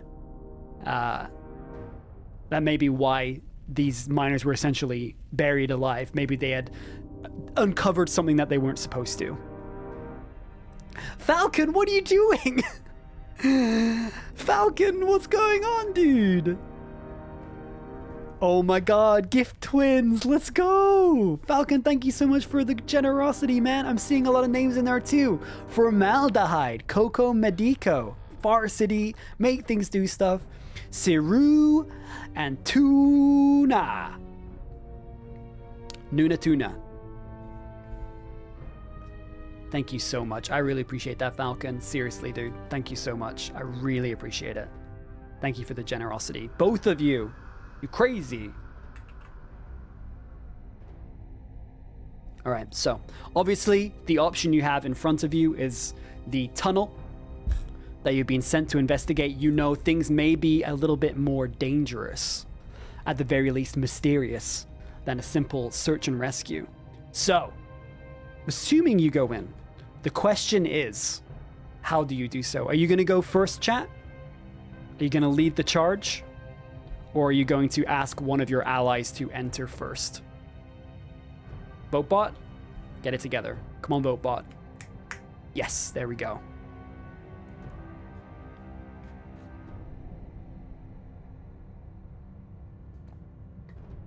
So you have this narrow, dark tunnel in front of you. And you know that there are people down there who are in need of immediate assistance. Who are your allies? Okay, so your party currently is Trank, who is a halfling combat medic, trained in both magical and non-magical means of healing wounds.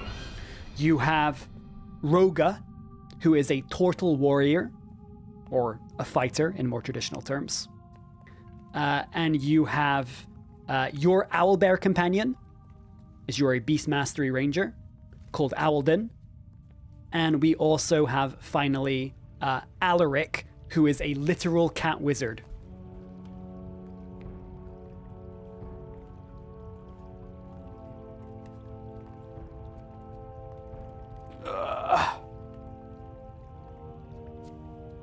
Lead the charge. All right, cool. We're going with that. Closing the vote.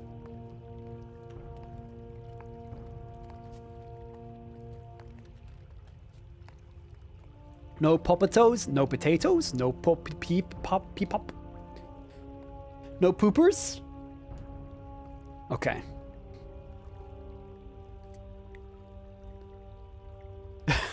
To be fair, Sokai, he did do very well in the wolf encounter. He redeemed himself a little bit. Granted, he did use spells that can almost never miss, apart from very specific circumstances, but you know, he cleaned up. All right, so you decide to lead the charge. I just need to ask one more question, chat. Are you lighting a lantern or torch as you enter the mines? Or are you going in, you're going in raw? Darkness becomes me.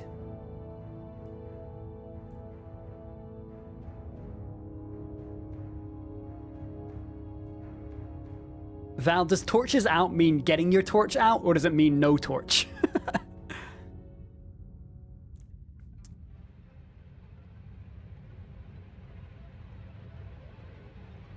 No torch. Okay, we've got one for no torch.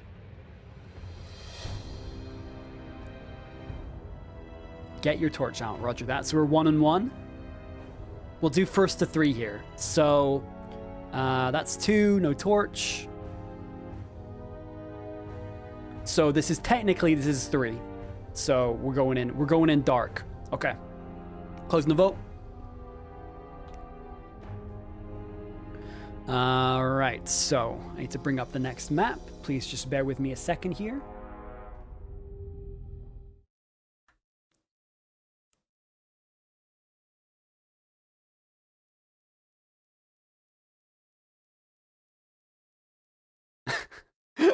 I thought I called this this map file Crab Ray for a second. I'm like, what am I doing? Okay.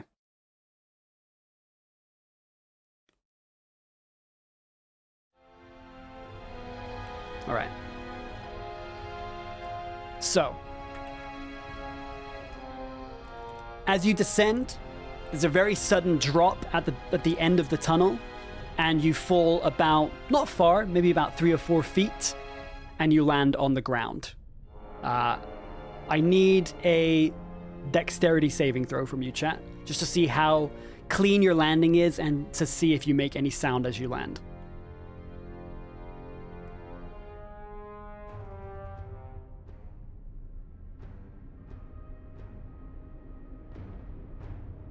Also, hang on. I'm just going to change something real quick about my image layer.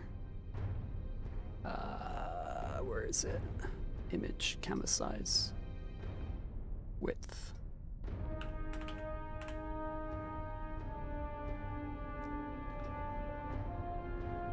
There we go. Just get rid of that top thing. Hopefully I didn't break anything. Ha ha he. No, I didn't. Fantastic.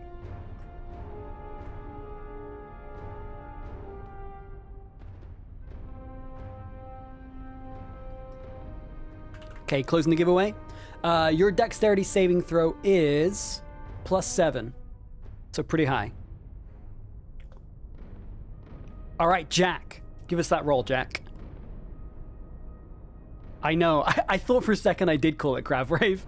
I probably thought about it and then thought differently. Okay, so a total of 19. You very quietly land on this small rocky surface with barely a sound as you drop. As you drop, though, however, there is something you notice almost immediately. There's something strange about the sound in this area. The sounds that you're expecting to hear, perhaps some kind of whistling of wind as it moves through tunnels. Even as you land, there are a couple of stray little pebbles that do bounce, not loudly, but your perception is so strong that you're able to hear them yourself as you do so. Sounds seem to echo in a very strange way as they travel into the space, and then they seem to warp and warble, almost like the sounds themselves are stretching in a usual, potentially eldritch or arcane way, and seems to trail off very quickly. The sound doesn't seem to travel very far, much less than you would expect at the very least. And this seems to tie in with the fact that your dark vision, as Jonas had mentioned earlier,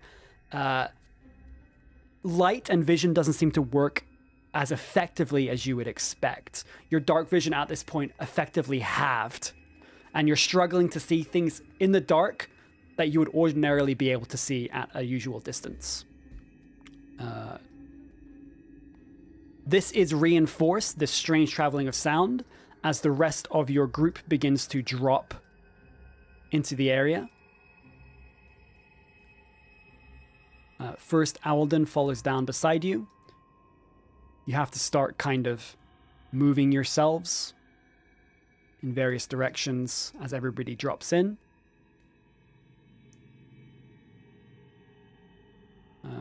Roga. And then finally, Alaric, the literal cat. Let's go. So you all drop into this space. I need you to give me a perception check, chat, to see what you learn as you look around. I'll also open up the Fog of War a little bit, so you can now see out to about here. Directly in front of you, there is some kind of rubble that has obviously been poured out, potentially from them desperately digging this hole, perhaps from the collapsed tunnel previously, that has formed a very unstable bridge from this area to the next. Down onto your left, there's some kind of area, and you can just make out the corner of perhaps some kind of mining supply or bedroll or something of the sort. That is down on this, down at the bottom of this decline, essentially, over to your left. Closing the giveaway. Infected Kitty, hit us with another perception check with a +7 to the roll.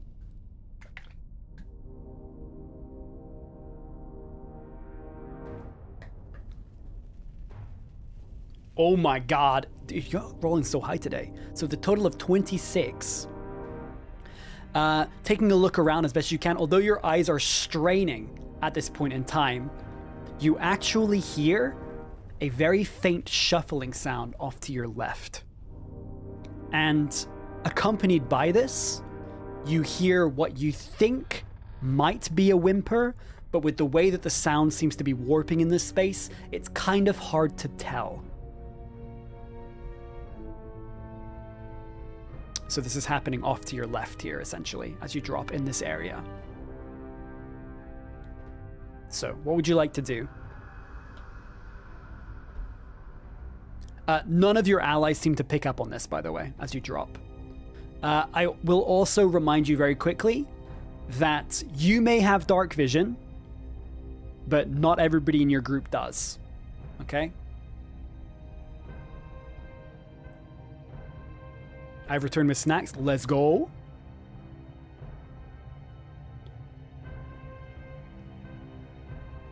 So what's the first thing that you do? Hang on, my vote bot is not turning on. There we go. Sorry, the vote is on now, chat. Sorry, I thought it was up and it wasn't. I'll have to look into this later. Seems to be messing about me.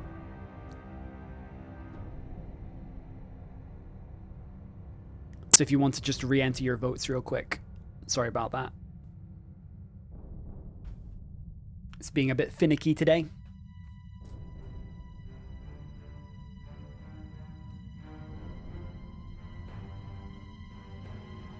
Queen of the Dice Rolls, Keeper of Gun. That is an impressive title. Okay, so you decide to light a torch. You are aware at this point as you contemplate this that ordinarily you might be hesitant to light a torch because you don't know how big this space is, you don't know what may lie in the darkness, but the fact that you have been told that light does not travel in an ordinary way in this space actually offers you a little bit of reassurance, because you think to yourself that creatures outside of this area of light that you create probably won't be able to see or hear you when they ordinarily would be able to very easily. So there's a danger, but also a benefit at this point in time to the darkness you found yourself in. So you light this torch, which expands your radius of vision slightly and allows the rest of your allies to be able to actually see in the dark. And you can't hear it, but you can see the running water of a waterway leading down out of this space and further into darkness, and also leading up further into the cave that you're currently in. You can now make out this rubble bridge a little bit clearer, and you can now see on your left what is very clearly a bedroll, perhaps some kind of camp that had been set up by the miners in this cave. As this happens with your previous perception check, you see a little bit of shifting under the far bedroll. You see that as your light fills the area, something has reacted instinctively, almost like some creature pulling the material of this bedroll closer to them. So, where do you go? What do you do? You have the waterway to your right. You have this small camp off to your left, and you also have this rubble bridge directly in front of you, which leads to another elevation. You're going to be moving about 15 foot down into this little gap. What's the name of our internet provider? I think we are on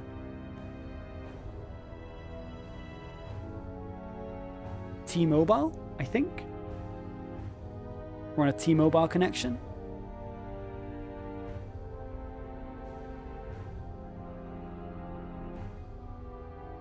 I could double check this real quick.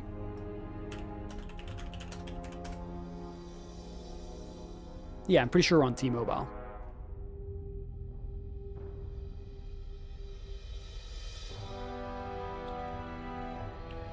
All right, gonna let these votes fill in a little bit. We've got 2 for investigating the camp, 1 for exploring upwards. Oh, 2 for exploring upwards. So we're currently 2-2 split. Actually, no, technically crossing rubble would be exploring upwards as well.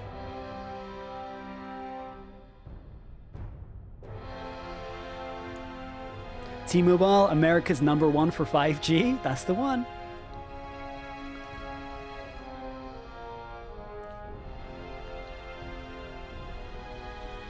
Okay, so just because I don't want there to be any ambiguousness in this vote, am I understanding correctly that people who are voting for Explore Upwards are voting to go across the bridge? Because this is the only way you can go further up, quote unquote, in this area. The waterway is down to the right, the camp is down to the left, and the bridge leads slightly up towards another elevated area.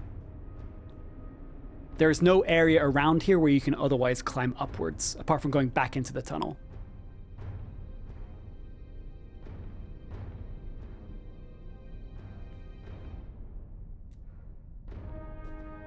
We're currently 3-3. Gonna need a tiebreaker here, so you can either you can change sides or somebody else can vote for one of these 2 options. But we're gonna need a tiebreak here.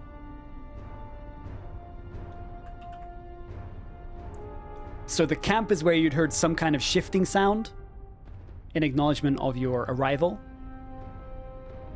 Possibly. I guess you don't know for sure. And then on the other side of this rubble bridge, there's some kind of other elevation you can barely make up. Okay, so you're choosing to go across the bridge. All right. So, I need a stealth check from you, chat, as you try to cross this rubble bridge without making a significant amount of noise. Trying to travel as carefully as you can.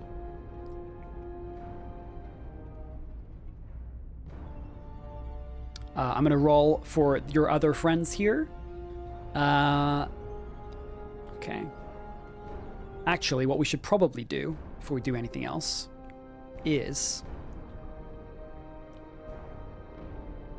I'm going to ask you, are you scouting alone, or are you all going together as a group? So alone or as a group.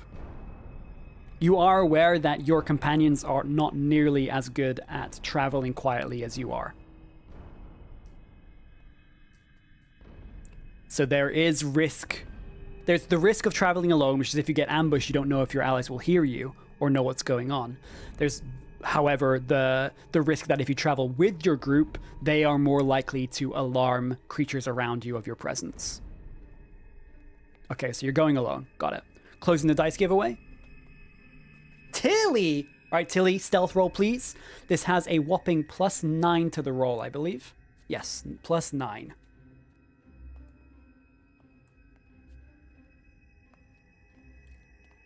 Can I increase it?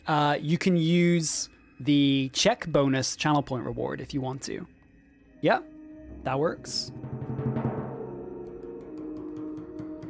All right, so choosing to get in touch with this strange, mystical, spiritual energy that you found flowing through your body very recently, something that you're becoming more acquainted with and starting to be able to call upon more directly. You feel the spirit energy, this strange invisible mist lifting up parts of your armor, elevating it, and essentially causing it to make less sound as you travel. I didn't see what the roll was because I was too busy looking at my other screen. What did you roll, Tilly? Because it's no longer on my screen. A 9? Okay, so 9 plus a total of 11 actually makes it a dirty 20. Yes, it is a dirty 20. Your bonus is +9, plus 2 from the check bonus. So you've gone almost double with that one. So yeah, you feel this spirit energy lifting areas of your armor that might otherwise become cumbersome and make a lot of noise as you travel forward. Okay. So, tiptoeing and taking care to only step on areas of rock that seem to be more secured, you begin traveling forward. You get to about a couple of feet away from the edge here, torch lit, before you start to hear the sound of skittering off to your left.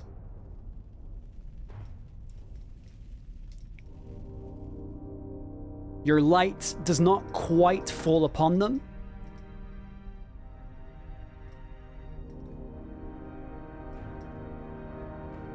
but you can, as you're a bit closer, now more clearly make out the sound of very quiet and again warped what's the word? Whimpering, sorry, coming from down in this little alcove. So the sound of chittering over here by what you can tell are crates and tools left behind by the miners. And you can hear the whimpering coming down to your left from around the area of these bedrolls.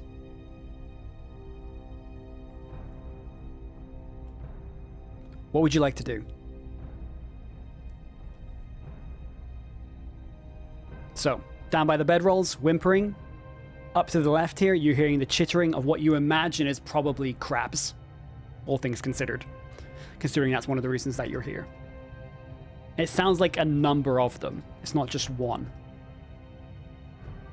So we currently have 2 votes here. Need a little bit of a tiebreaker here of sorts. So one person is voting for investigating the chittering sound over here by the tools. The other is voting that you gather your party, so moving back and then coming to some kind of decision.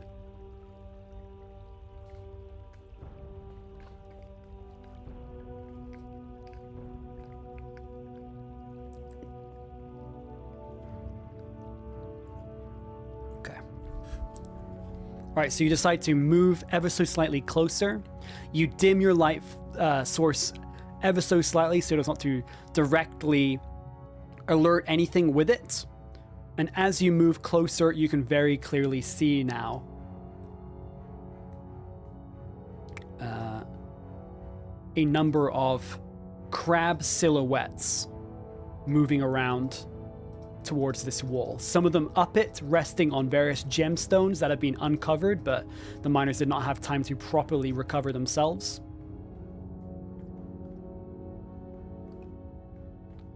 These crabs are huge, 4 crabs.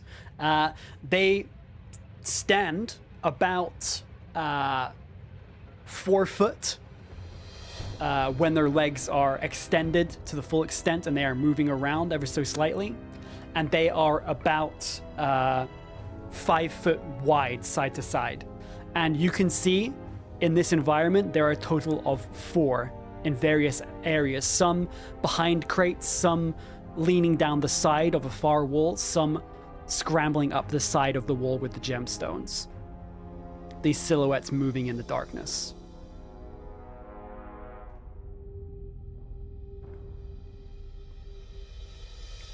You are a little bit further. These are rough areas, but they're not exactly in these spaces, but they are in this area. So don't worry, there's not one directly in front of you. Don't panic yet. In fact, we'll move them over here. There you go.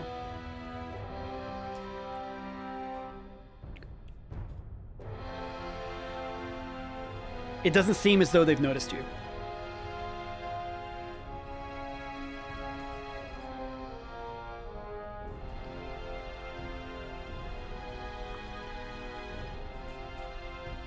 So, I'll reset the vote.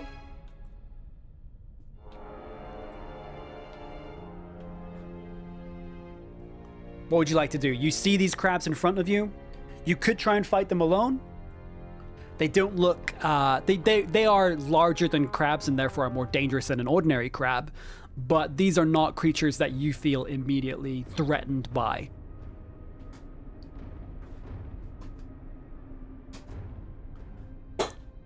When you want food, if possible, Tilly, I'd like to wait maybe another hour so I can kind of get us to a natural stopping place with the session. Is that okay?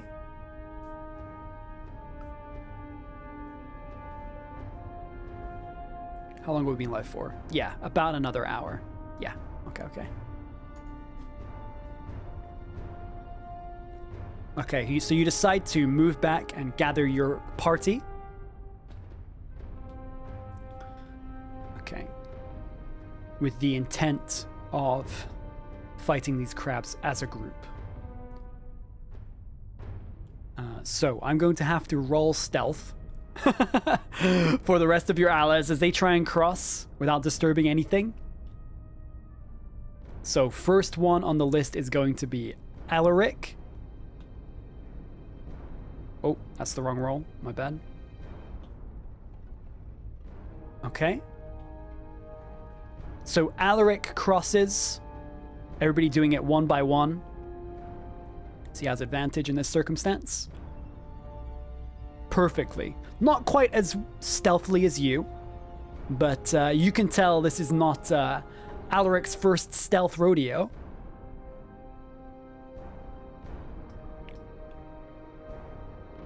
And then we have Owlden. This one's going to be on you, chat, so I need you to roll stealth for Owlden, your owlbear companion. I know, Firefly, it's very disappointing. I would love a burrito bowl place.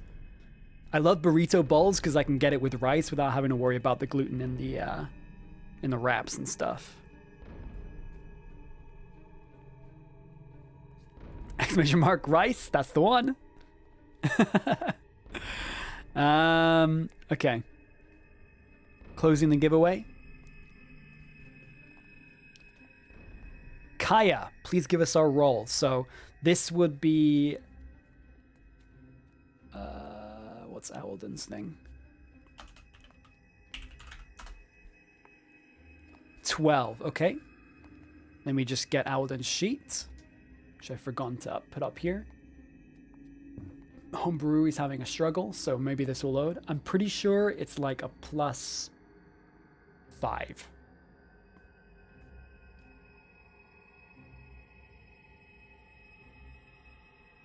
Okay, it's taking forever to load. Either way, I know that with that number, he will succeed. So, Alden. Yeah, Alden crosses over without any event. Again, seemingly following Alaric's footsteps. And there's a moment where you're a little bit worried, as there's been a little bit of conflict between Alaric and Alden. Alden's more bestial nature appearing at moments when they're closer together, as you can see either salivation or intense glares from your owlbear companion. The more predatory sides of his nature, momentarily more visible. Nothing comes of it, but there's a moment where they cross paths here, where Alden stops, stares at Alaric, the literal cat wizard, and Alaric kind of arches his back, and the fur kind of naturally sort of fluffs up, increasing the creature in size, and then they just move past each other. We then have Roga. Roga does exceptionally well. Again, able to observe how everybody else is moving through the space. And then finally we have Trenk, who has disadvantage because of his plate armor. All right. Trenk does not do too well, but thanks to the path that you have essentially shown, even though 4 people have crossed and shown the way, Trenk is still struggling. There are a couple of moments where you do see rocks beginning to fall off the side of this rubble bridge, but luckily, as a group, you managed to cross without alerting anything. There is a moment, however,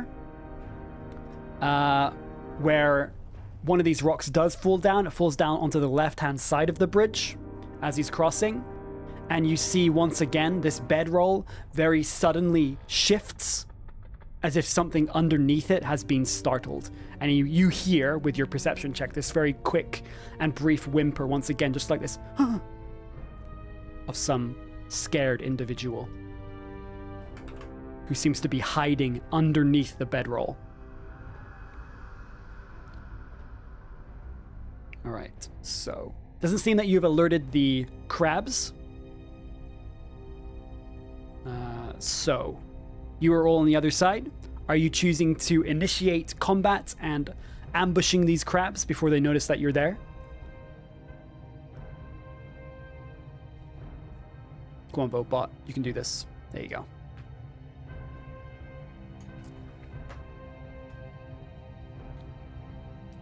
You do have a spell slot to do Speak with Animals. This is true. This is an option you have available to you.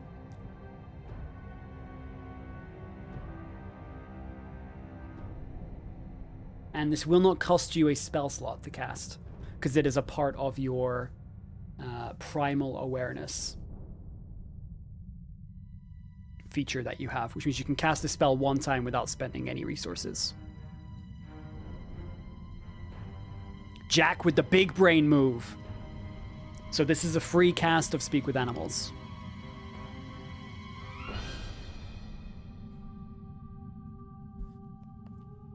Free spell, Pog. That's what I'm saying. Everyone loves a free spell. All right, so I'm going to ask you, chat, what do you say to these crab ravers?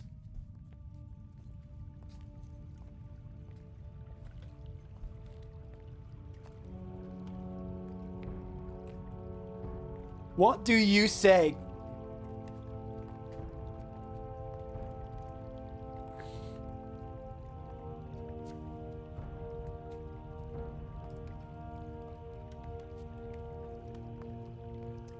This Sokai, this is what happens, Matt. Sokai, you know what happens when you do this. Not you specifically. Like, it's all well and good to have a little bit of a giggle, mate. You know, I respect that. I have no problem with that. It's part of the game. The problem is, Twitch chat, they love that shit. All right?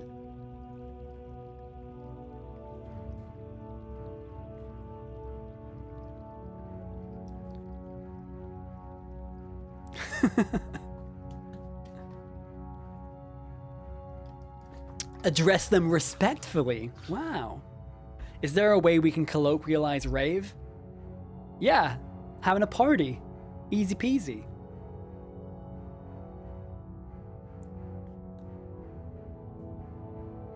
It's okay to me. It's absolutely perfectly fine to meme, Val. It's okay to meme. The point is that sometimes people meme and they don't expect people to vote for it, but sometimes they do, which means that sometimes things can get quite silly, which I have no problem with. Again, it's totally fine. It's part of the game. Okay, so you... You know what, chat? Give me a performance check. You pick up a couple of rocks, you start kind of clicking them together rhythmically. Some kind of basic communication and also musical incentive. Falcon with the chap? Okay. All right, Falcon with the check bonus as well. So as you do so, you hear the haughty laughs and cheering of some kind of party taking place in your own mind. And it helps you to more accurately create some sort of encouraging rhythm with these stones that you click. You hear this music in the background of your mind kind of encompassing it. And you feel like in a brief moment like you're at the heart of a party and everybody's watching you and cheering you on. So this brings your check to a flat roll, no more -2. Closing the giveaway. Bean, let's go. The check bonuses stack if multiple people claim them. No, they don't. They don't stack. But thank you for bringing that up so that people know. It's an 11. So as you approach, you start clacking these rocks together, and they're traveling in a very weird way through the space once again, but the rhythm strikes true. It's almost quite soothing how the sounds of the rocks hitting each other, they kind of stretch and bend, and at times they seem almost tonal and kind of musical in a way that you don't necessarily expect. And you approach these crabs. Ooh, that's not you. And it's interesting. You speak to them in common, and the crabs turn towards you, their attention drawn to you specifically. And you ask them, you know, like, how, like, basically just approaching them in a very kind of like casual manner, ask them how they're doing. Are they having a good time? What brought them around here? And these crabs seem to understand you. You hear them kind of clicking their claws and this strange kind of chattering of limbs and teeth and other crustacean parts that form the communication of these creatures. And you don't hear them speaking, but these sounds that they make, they become conveyed in language that you understand. So from this conversation, you find out that they don't say specifically the miners, but you understand it from context, that people, or creatures as they refer them to essentially, had broken in to their passageways below the mountain, and they came here to try and defend their home as their tunnels had been breached. And they very quickly found themselves fighting off the invaders, as the crabs deem them. And they ask you if you are an invader as well. How do you respond, chat?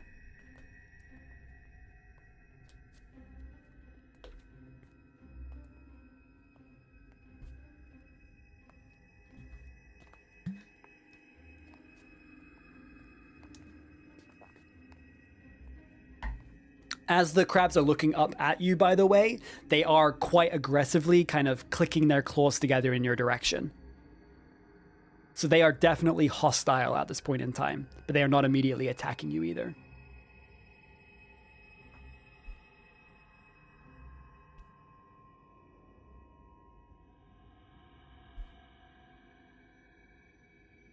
This is great. This literally reminds me of like a week ago when I was playing Divinity Original Sin 2.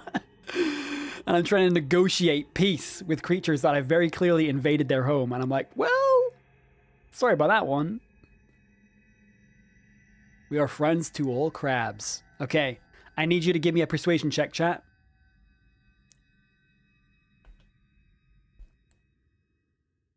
Oops. All right, so exclamation dice to enter as you try and persuade these crabs that you are not hostile. Oh, her with the... Oh! You are getting intimately acquainted with the spirits during this campaign, and I'm kind of loving it. Thank you, Herb, for the check bonus.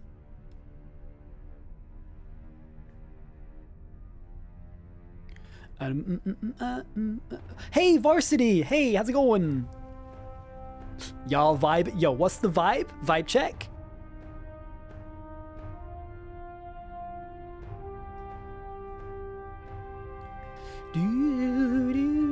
Okay, closing the giveaway. Falcon. All right, Falcon hits with the roll, friend. So, again, you've canceled out the negative modifier with the spirit bonus. What's it going to be, Falcon? Just a basic roll. Oh. Okay, let me just double check you don't get any bonuses from the spell. Just to make things fair. Speak with animals.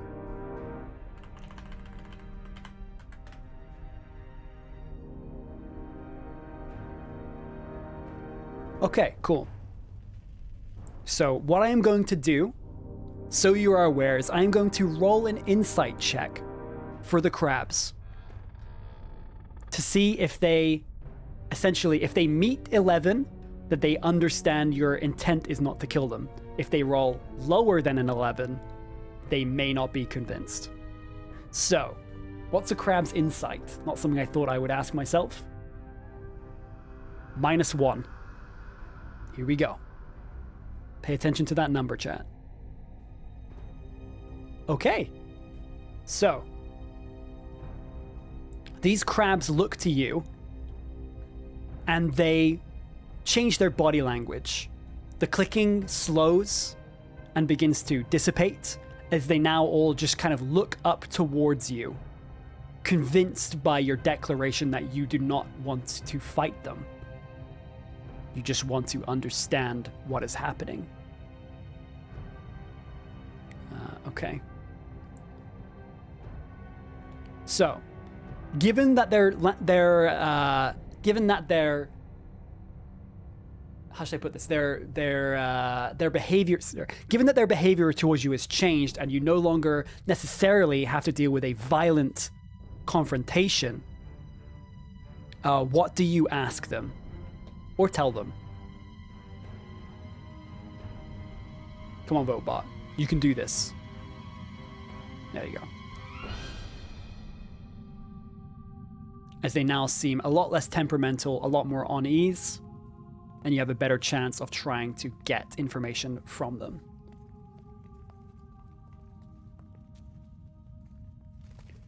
Just so you're aware, actually no, we can deal with that. We can deal with that as we get there. Never mind. We don't need to do that.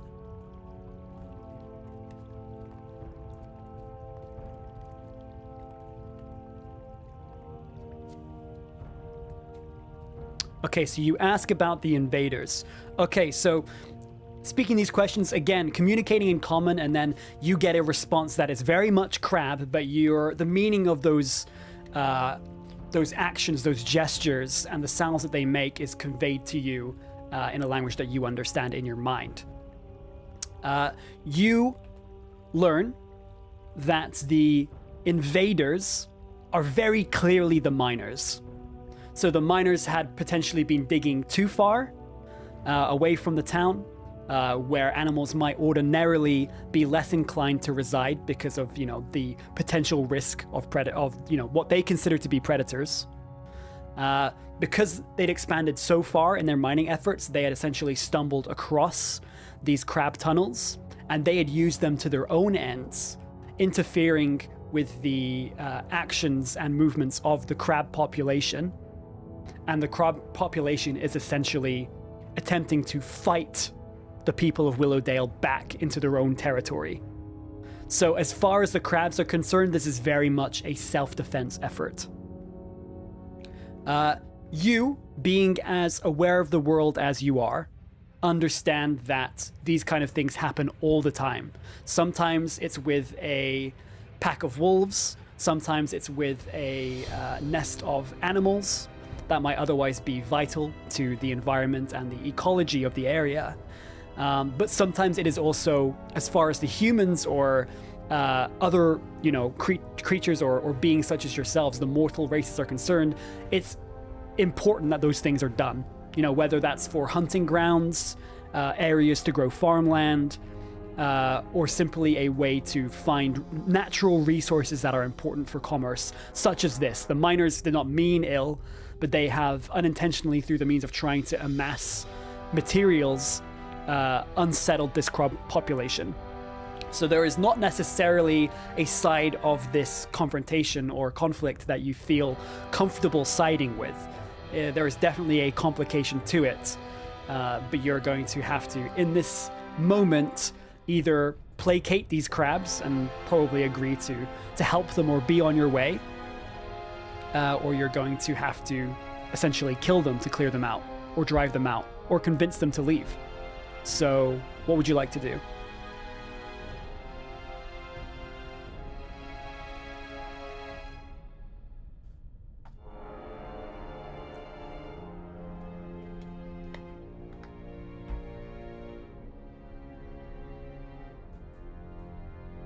Team up like Avengers?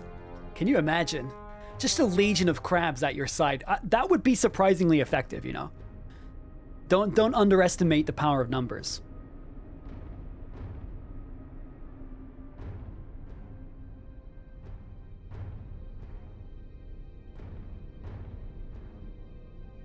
Okay, negotiating peace, top of the list. Since everybody seems to be trying to go in this direction so far anyway, I'm going to reset that vote. Endgame, but it's crabs coming to Villandra & Co.'s aid? That's the one. Tunnels instead of portals open up in the ground as the legion of crabs arrives to defend their charge. Okay, so what I want from you, chat, is a persuasion check. This is going to be with advantage because you have so far succeeded on your interactions with the crabs. So as the crabs rock back and forth expectantly, trying to suss out your intent and whether or not they feel that they can trust you and what you say. I needed a persuasion check. Fealty to the crabs, exactly.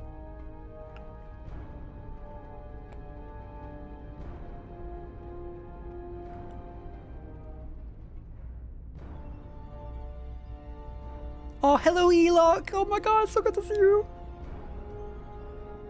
I'm really glad to hear that you're enjoying the lurk, Eloc. It's like we always say. The important thing is that you're able to enjoy the content the way that you're comfortable with, so I'm glad that you're enjoying lurking. That means a lot. Okay, closing the giveaway. Jack again! Newcomer's luck. Let's go, Jack. What have you got for us? So you're the first roller.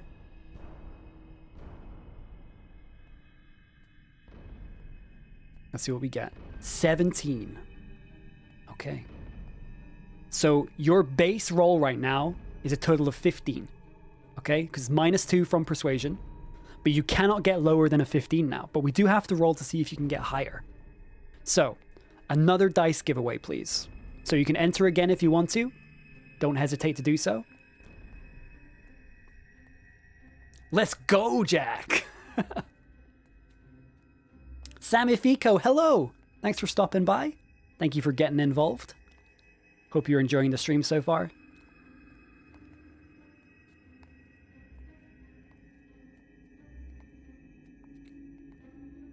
Okay, here we go. Closing that giveaway. Sam, dude, oh my god, this dice roll, it loves people who just show up. It's crazy. Samifico, please do ! roll in the chat. Welcome again to the stream. It's good to have you. 6. Okay, so it's not a great roll, but that's fine because we still have, through our advantage, the highest number is a 15. Okay. I will say that that is a high enough number at this point in time, given all of your previous interactions. I'm not going to roll insight for the crabs again. You come to some kind of agreement. It's tenuous and it's built upon concepts that the crabs don't really seem to immediately understand. You have to reduce a lot of ideas of, you know, well, if we don't attack you, you don't attack us. That's what you manage to get to as you try and think of some kind of solution.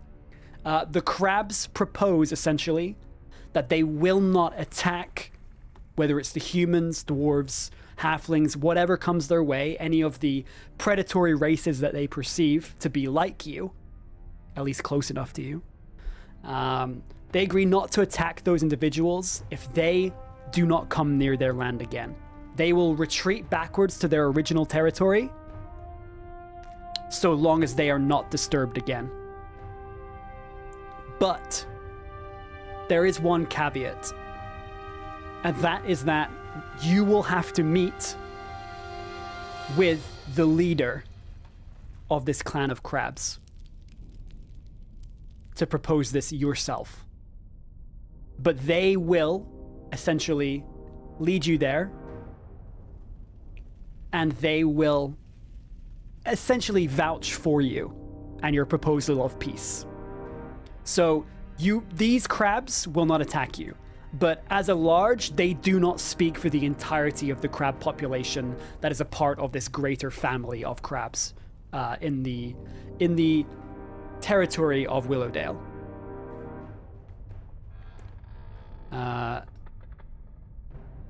They say that they will immediately go and speak with the how would they term it? With the alpha that led them to this cave, and they skitter off in this direction. From this, you immediately realize that there is probably a more dangerous crab in the area that these crabs are heading towards, off in the darkness. So, what do you do? Do you want to follow them towards the alpha? One more time. There you go. Or are you going to wait here for them to return?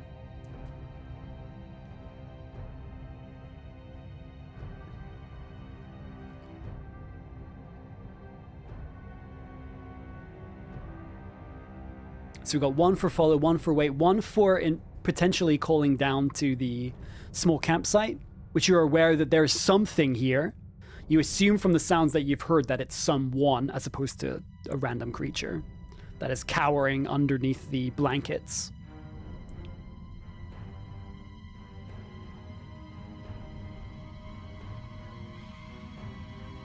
Okay, so voting to wait. You patiently wait for these crabs to return. It doesn't take very long. It's about 5 minutes before the crabs skitter back. And they inform you that they have convinced the alpha not to attack and instead to return with you to meet with the matron, which is the closest term in terms of interpretation. As these crabs chitter and move their limbs, this is the word that comes closest in your mind. like somewhere between matron and queen.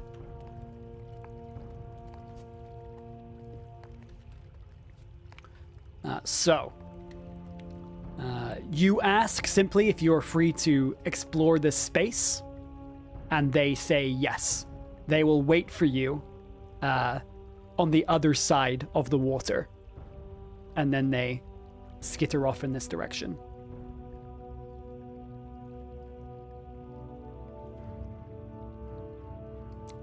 Talk with animals. Oh, that's a good point. How long does it last? 10 minutes. You're good. Thank you for reminding me, though. Yeah, 10 minutes is fine. So as the crabs skitter off into the darkness once again on the other side of this bridge, the effect of your speak with animals expires. So if you want to cast it again, you will have to use a spell slot. So you are now on top of this ridge. Just to remind you, you know that there are 2 injured miners still down here, and you do not know their current state. So what would you like to do?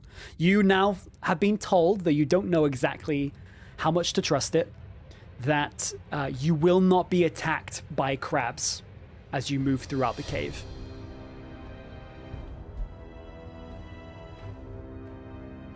Sorry, Jack, you can do your vote again. I'll fix this vote for next time. This is like this is one of the rare occasions where one of the systems kind of lags behind or doesn't work because of, lag or OBS being weird or something like that.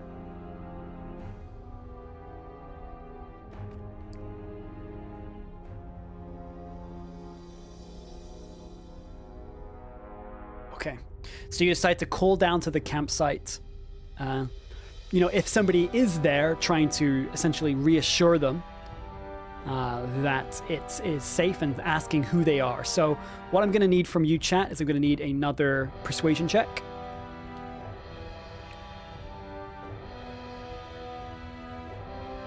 To see if this individual actually responds to you.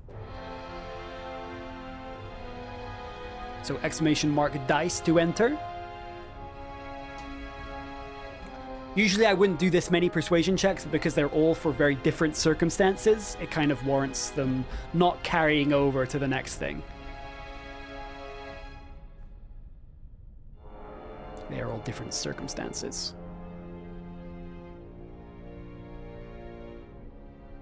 Okay. So, closing the giveaway. Jack again! Jack the Dice Ninja. Okay, Jack, give us the persuasion check. This has a -2. He doesn't care. Jack doesn't care. It's a 17 total. Okay, so with that, crawling out from underneath the bedroll is what seems to be a human, about age, maybe young, early 20s, whimpering as they emerge. This individual introduces herself as Alice and simply asking you, are you sure that it's safe to come out? There are creatures everywhere, as she puts it. And you reassure her that you've come to an agreement with these crabs. She's very confused by this statement. But she nonetheless agrees. She lets you know that she was waiting here with Doki. However, Doki, for some reason that is incredibly confusing to her, wandered off deeper into the cave. She tried to call him back, but he wouldn't listen. So you found one of the survivors, but the other one apparently is deeper inside the cave itself. So, what would you like to do?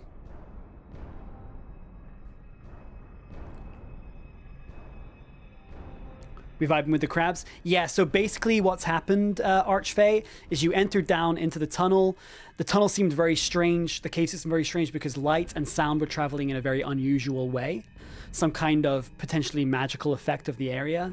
You have negotiated, instead of fighting the crabs, you decided to use your Speak with Animal spell to try and negotiate some kind of tenuous peace agreement so that you could continue to search the cavern and you wouldn't attack each other. Turns out the crabs are here and aggressive because the miners encroached upon their territory, destroyed some of their tunnels in the process of mining, and they were simply trying to fight the miners back and reclaim their territory.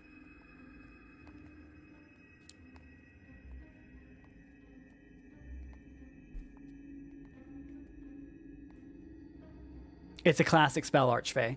I sometimes forget that you have it, but Jack came in clutch there with the new option that I did not propose. Again, that's the important thing about D&D is like, I only suggest things. There's no guarantee that they will happen or that you will choose them. You could choose something entirely different. So I'm not going to do like an either or here. So I'm going to say with that, you essentially, with the help of Roga and Trenk, you kind of cross back over the rubble bridge. You pull Lisa up out, and you essentially give her enough of a boost to get up into the tunnel.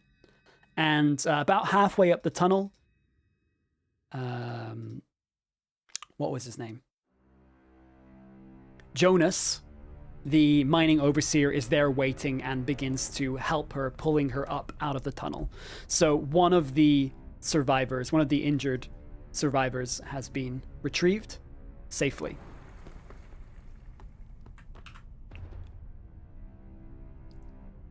So you choose now to venture further in, and as you've just finished retrieving Alice to safety, you are crossing over this bridge over here, and you hear something incredibly large moving underneath you in the water. You hear the splashing and shifting of liquid below you in the darkness as it goes down about 20 foot out of range of the brightest areas of the light that you're shining. You can assume it is probably the Crab Alpha making its way down to the area that you said you would meet later. If you want to, you can give me a perception check, just to see if you notice the size of this creature. In the darkness of the water below.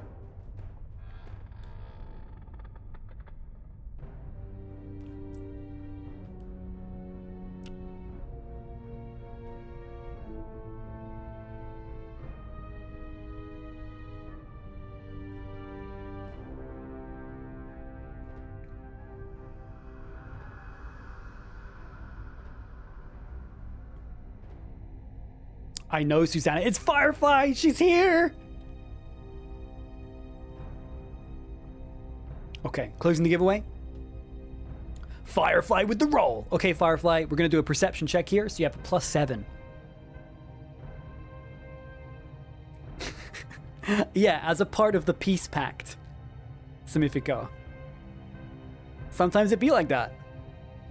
Alright, so a total of 19. Very nice. So as you look down into the darkness, you see, moving in an unusual fashion, an incredibly large crab-like shape. Where you might expect it to be maybe scuttling across the riverbed of this waterway, or maybe crawling along one of the walls, you see, stretching side to side about 15 feet, crabs being flatter than they are wide, almost bouncing off one side of the wall, floating to the other, skittling along the side, then bouncing again, skittling and then bouncing again. Deep within the water, you just see this dark silhouette of this enormous crab alpha, as I said, about 15 foot in length. And the way it moves, unusual to the point of you being able to insinuate some kind of intelligence.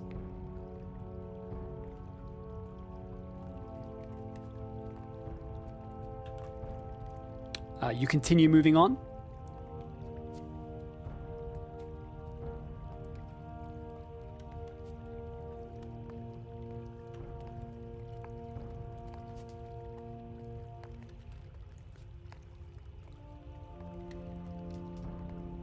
What?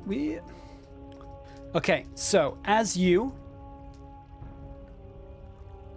approach a very narrow ledge that you have to go through single file, you begin to hear something. Again, warped and warbled as it travels through the space. You hear the sound of stones being moved and dropped in a fairly rhythmic fashion. Just this scraping sound, then there's a couple of seconds pause, then a kind of clanking sound as rocks impact. Some of them landing onto stone surface, some of them landing into water as you approach this waterfall. So you hear the moving of rocks very clearly with intent as you approach this ridge. What do you do?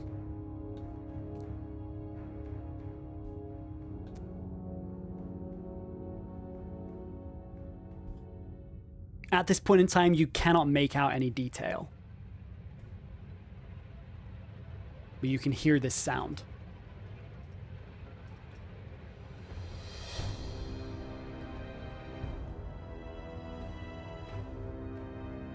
To prompt you, there's some things you could do, like you could quietly sneak up and see what's going on, or you could just approach normally.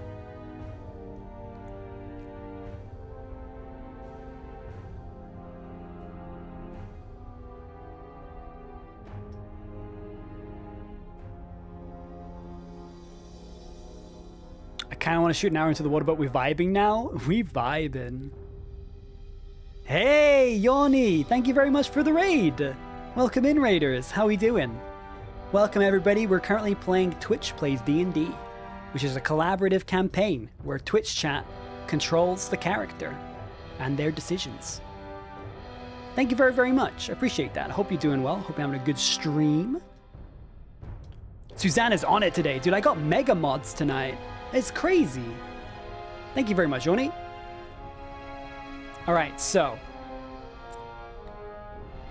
you ask the rest of your party to wait, and you begin to travel in darkness, extinguishing your torch further in, trying to follow the rock as closely as you can so as to not make extra noise by stepping into the water.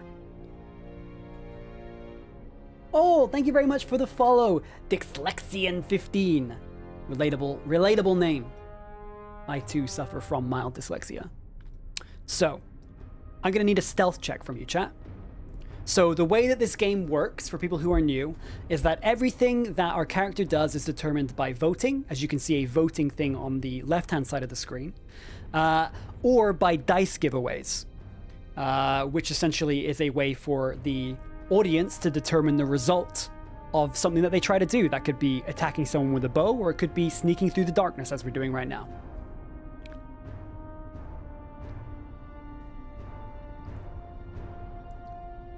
Okay, so closing the dice giveaway. Jack, put the dice down, Jack. And by that I mean roll it, of course. All right, Jack, what have you got? There's a +9 to this number. Okay, so that brings us to a total of 16. Jack, always clutching. As you move forward, following this ridge as best as you can,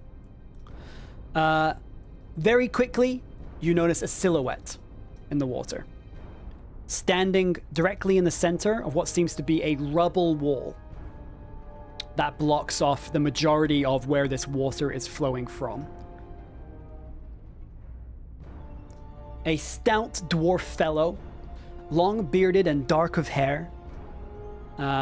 His movements are sluggish, exhausted, but persistent, as they are clearly pulling stones away from this blocked tunnel and either throwing them off to the side or throwing them into the water behind him.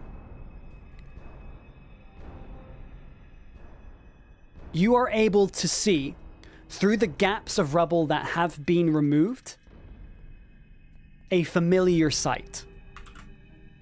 Down when you were in the Vegapygmy burrows just days earlier, and you had discovered Alaric, the cat wizard, in the cage, there was a tall, jet black monolith-like structure.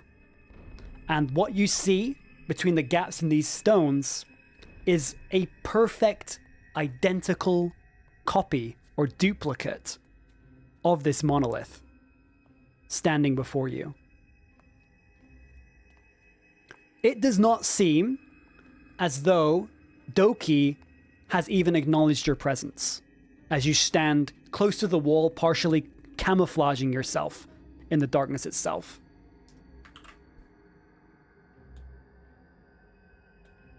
What do you do?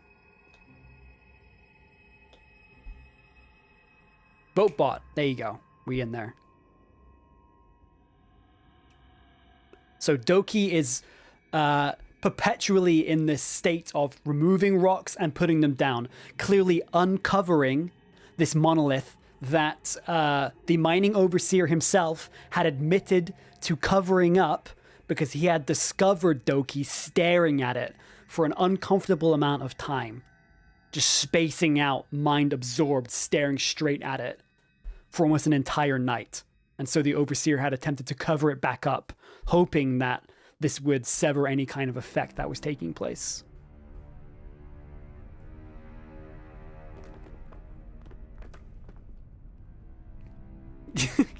People are memeing once again, all right? I mean, listen, chat. Any one of those options you can do. And I'm excited to see if anybody decides to actually consolidate any of those votes, because who knows what could happen. Speak to Doki? Okay. All right, everyone's conforming. Well done, chat. I'm proud of you for behaving.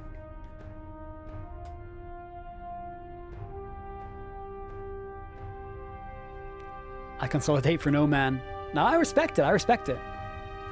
No complaints here. All right, so.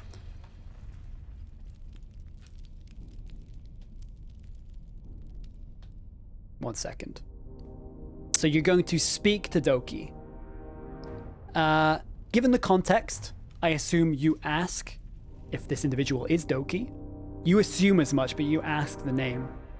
Doki stops moving rocks for a second and then looks to you. Only briefly before returning to, again, moving rocks. Doki begins to speak quietly, and it doesn't seem as though Doki is speaking in this way because of fear of anything. The voice is broken, it's sluggish, as if Doki is so exhausted that his body physically is struggling to speak in a coherent way. You hear its song. You don't feel its beautiful vibration. It's like a lullaby, lost to time. Why do you think it sings? For slumber or to wake? Such beautiful, ancient harmonies. I think that I will stay here for as long as it will perform for me. And he continues to pick up and drop rocks into the river. These loud splashes reverberating in the space around you in this very strange and uncomfortable manner. These splashes turning from, sharp and disturbing sounds, stringing out and stretching in the way that they enter your ears in a way that almost seems musical at times, warbling, vibrating in unusual and strange ways.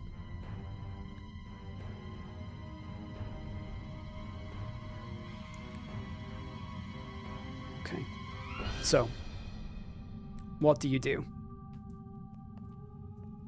Hearing this response... Oh, sorry, VoteBot's not working. You can do a VoteBot. You can, even with your passive insight as it is, your ability to determine intent as it is, very, very strong, you get the sense that Doki is absolutely not of his right mind. You don't know whether it's purely the exhaustion of being down here for so long, probably not sleeping, eating, just constantly moving rocks, or if it is some effect of this obelisk itself. But something is definitely going on here, and it makes you uncomfortable. Guru, thank you for the follow as well. Welcome to the channel. Appreciate that. Welcome to the Cozy Club. Every Saturday, by the way, everybody who's joining, every Saturday we do Twitch Plays D&D. Throughout the week, we do a lot of variety content.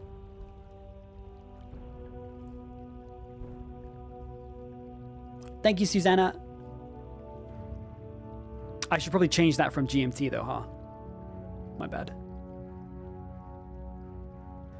Slap him silly. Oh, okay. I mean, it looks like that's what we're doing, chat. That's what you voted for. Let this be known. You chose this. All right, so closing the vote. Oh, okay, it's a draw. Well, we're going to say that you fairly abruptly try and rouse Doki from whatever this strange haze is that has overcome them. As you do so, moving over to him, grabbing his shoulders, trying to shake him out of this haze, there's a moment where Doki's body goes limp. Completely limp in your arms, as if somebody playing dead. And then very, very suddenly and abruptly, he moves and attempts to attack you with his fist. He does not hit you. You just manage to duck out of the way. The blow goes wide of your head. And as you look to Doki, there is a look of pure anger to the point of near hatred. A look that is unbecoming of somebody that you've never met before, and more in line with somebody possessed by some unknowable, unseen force. And that's where we will stop today's session. Because we love a good old-fashioned cliffhanger. Okay. Well done, chat. You survived to live another day with solutions that I never even thought of.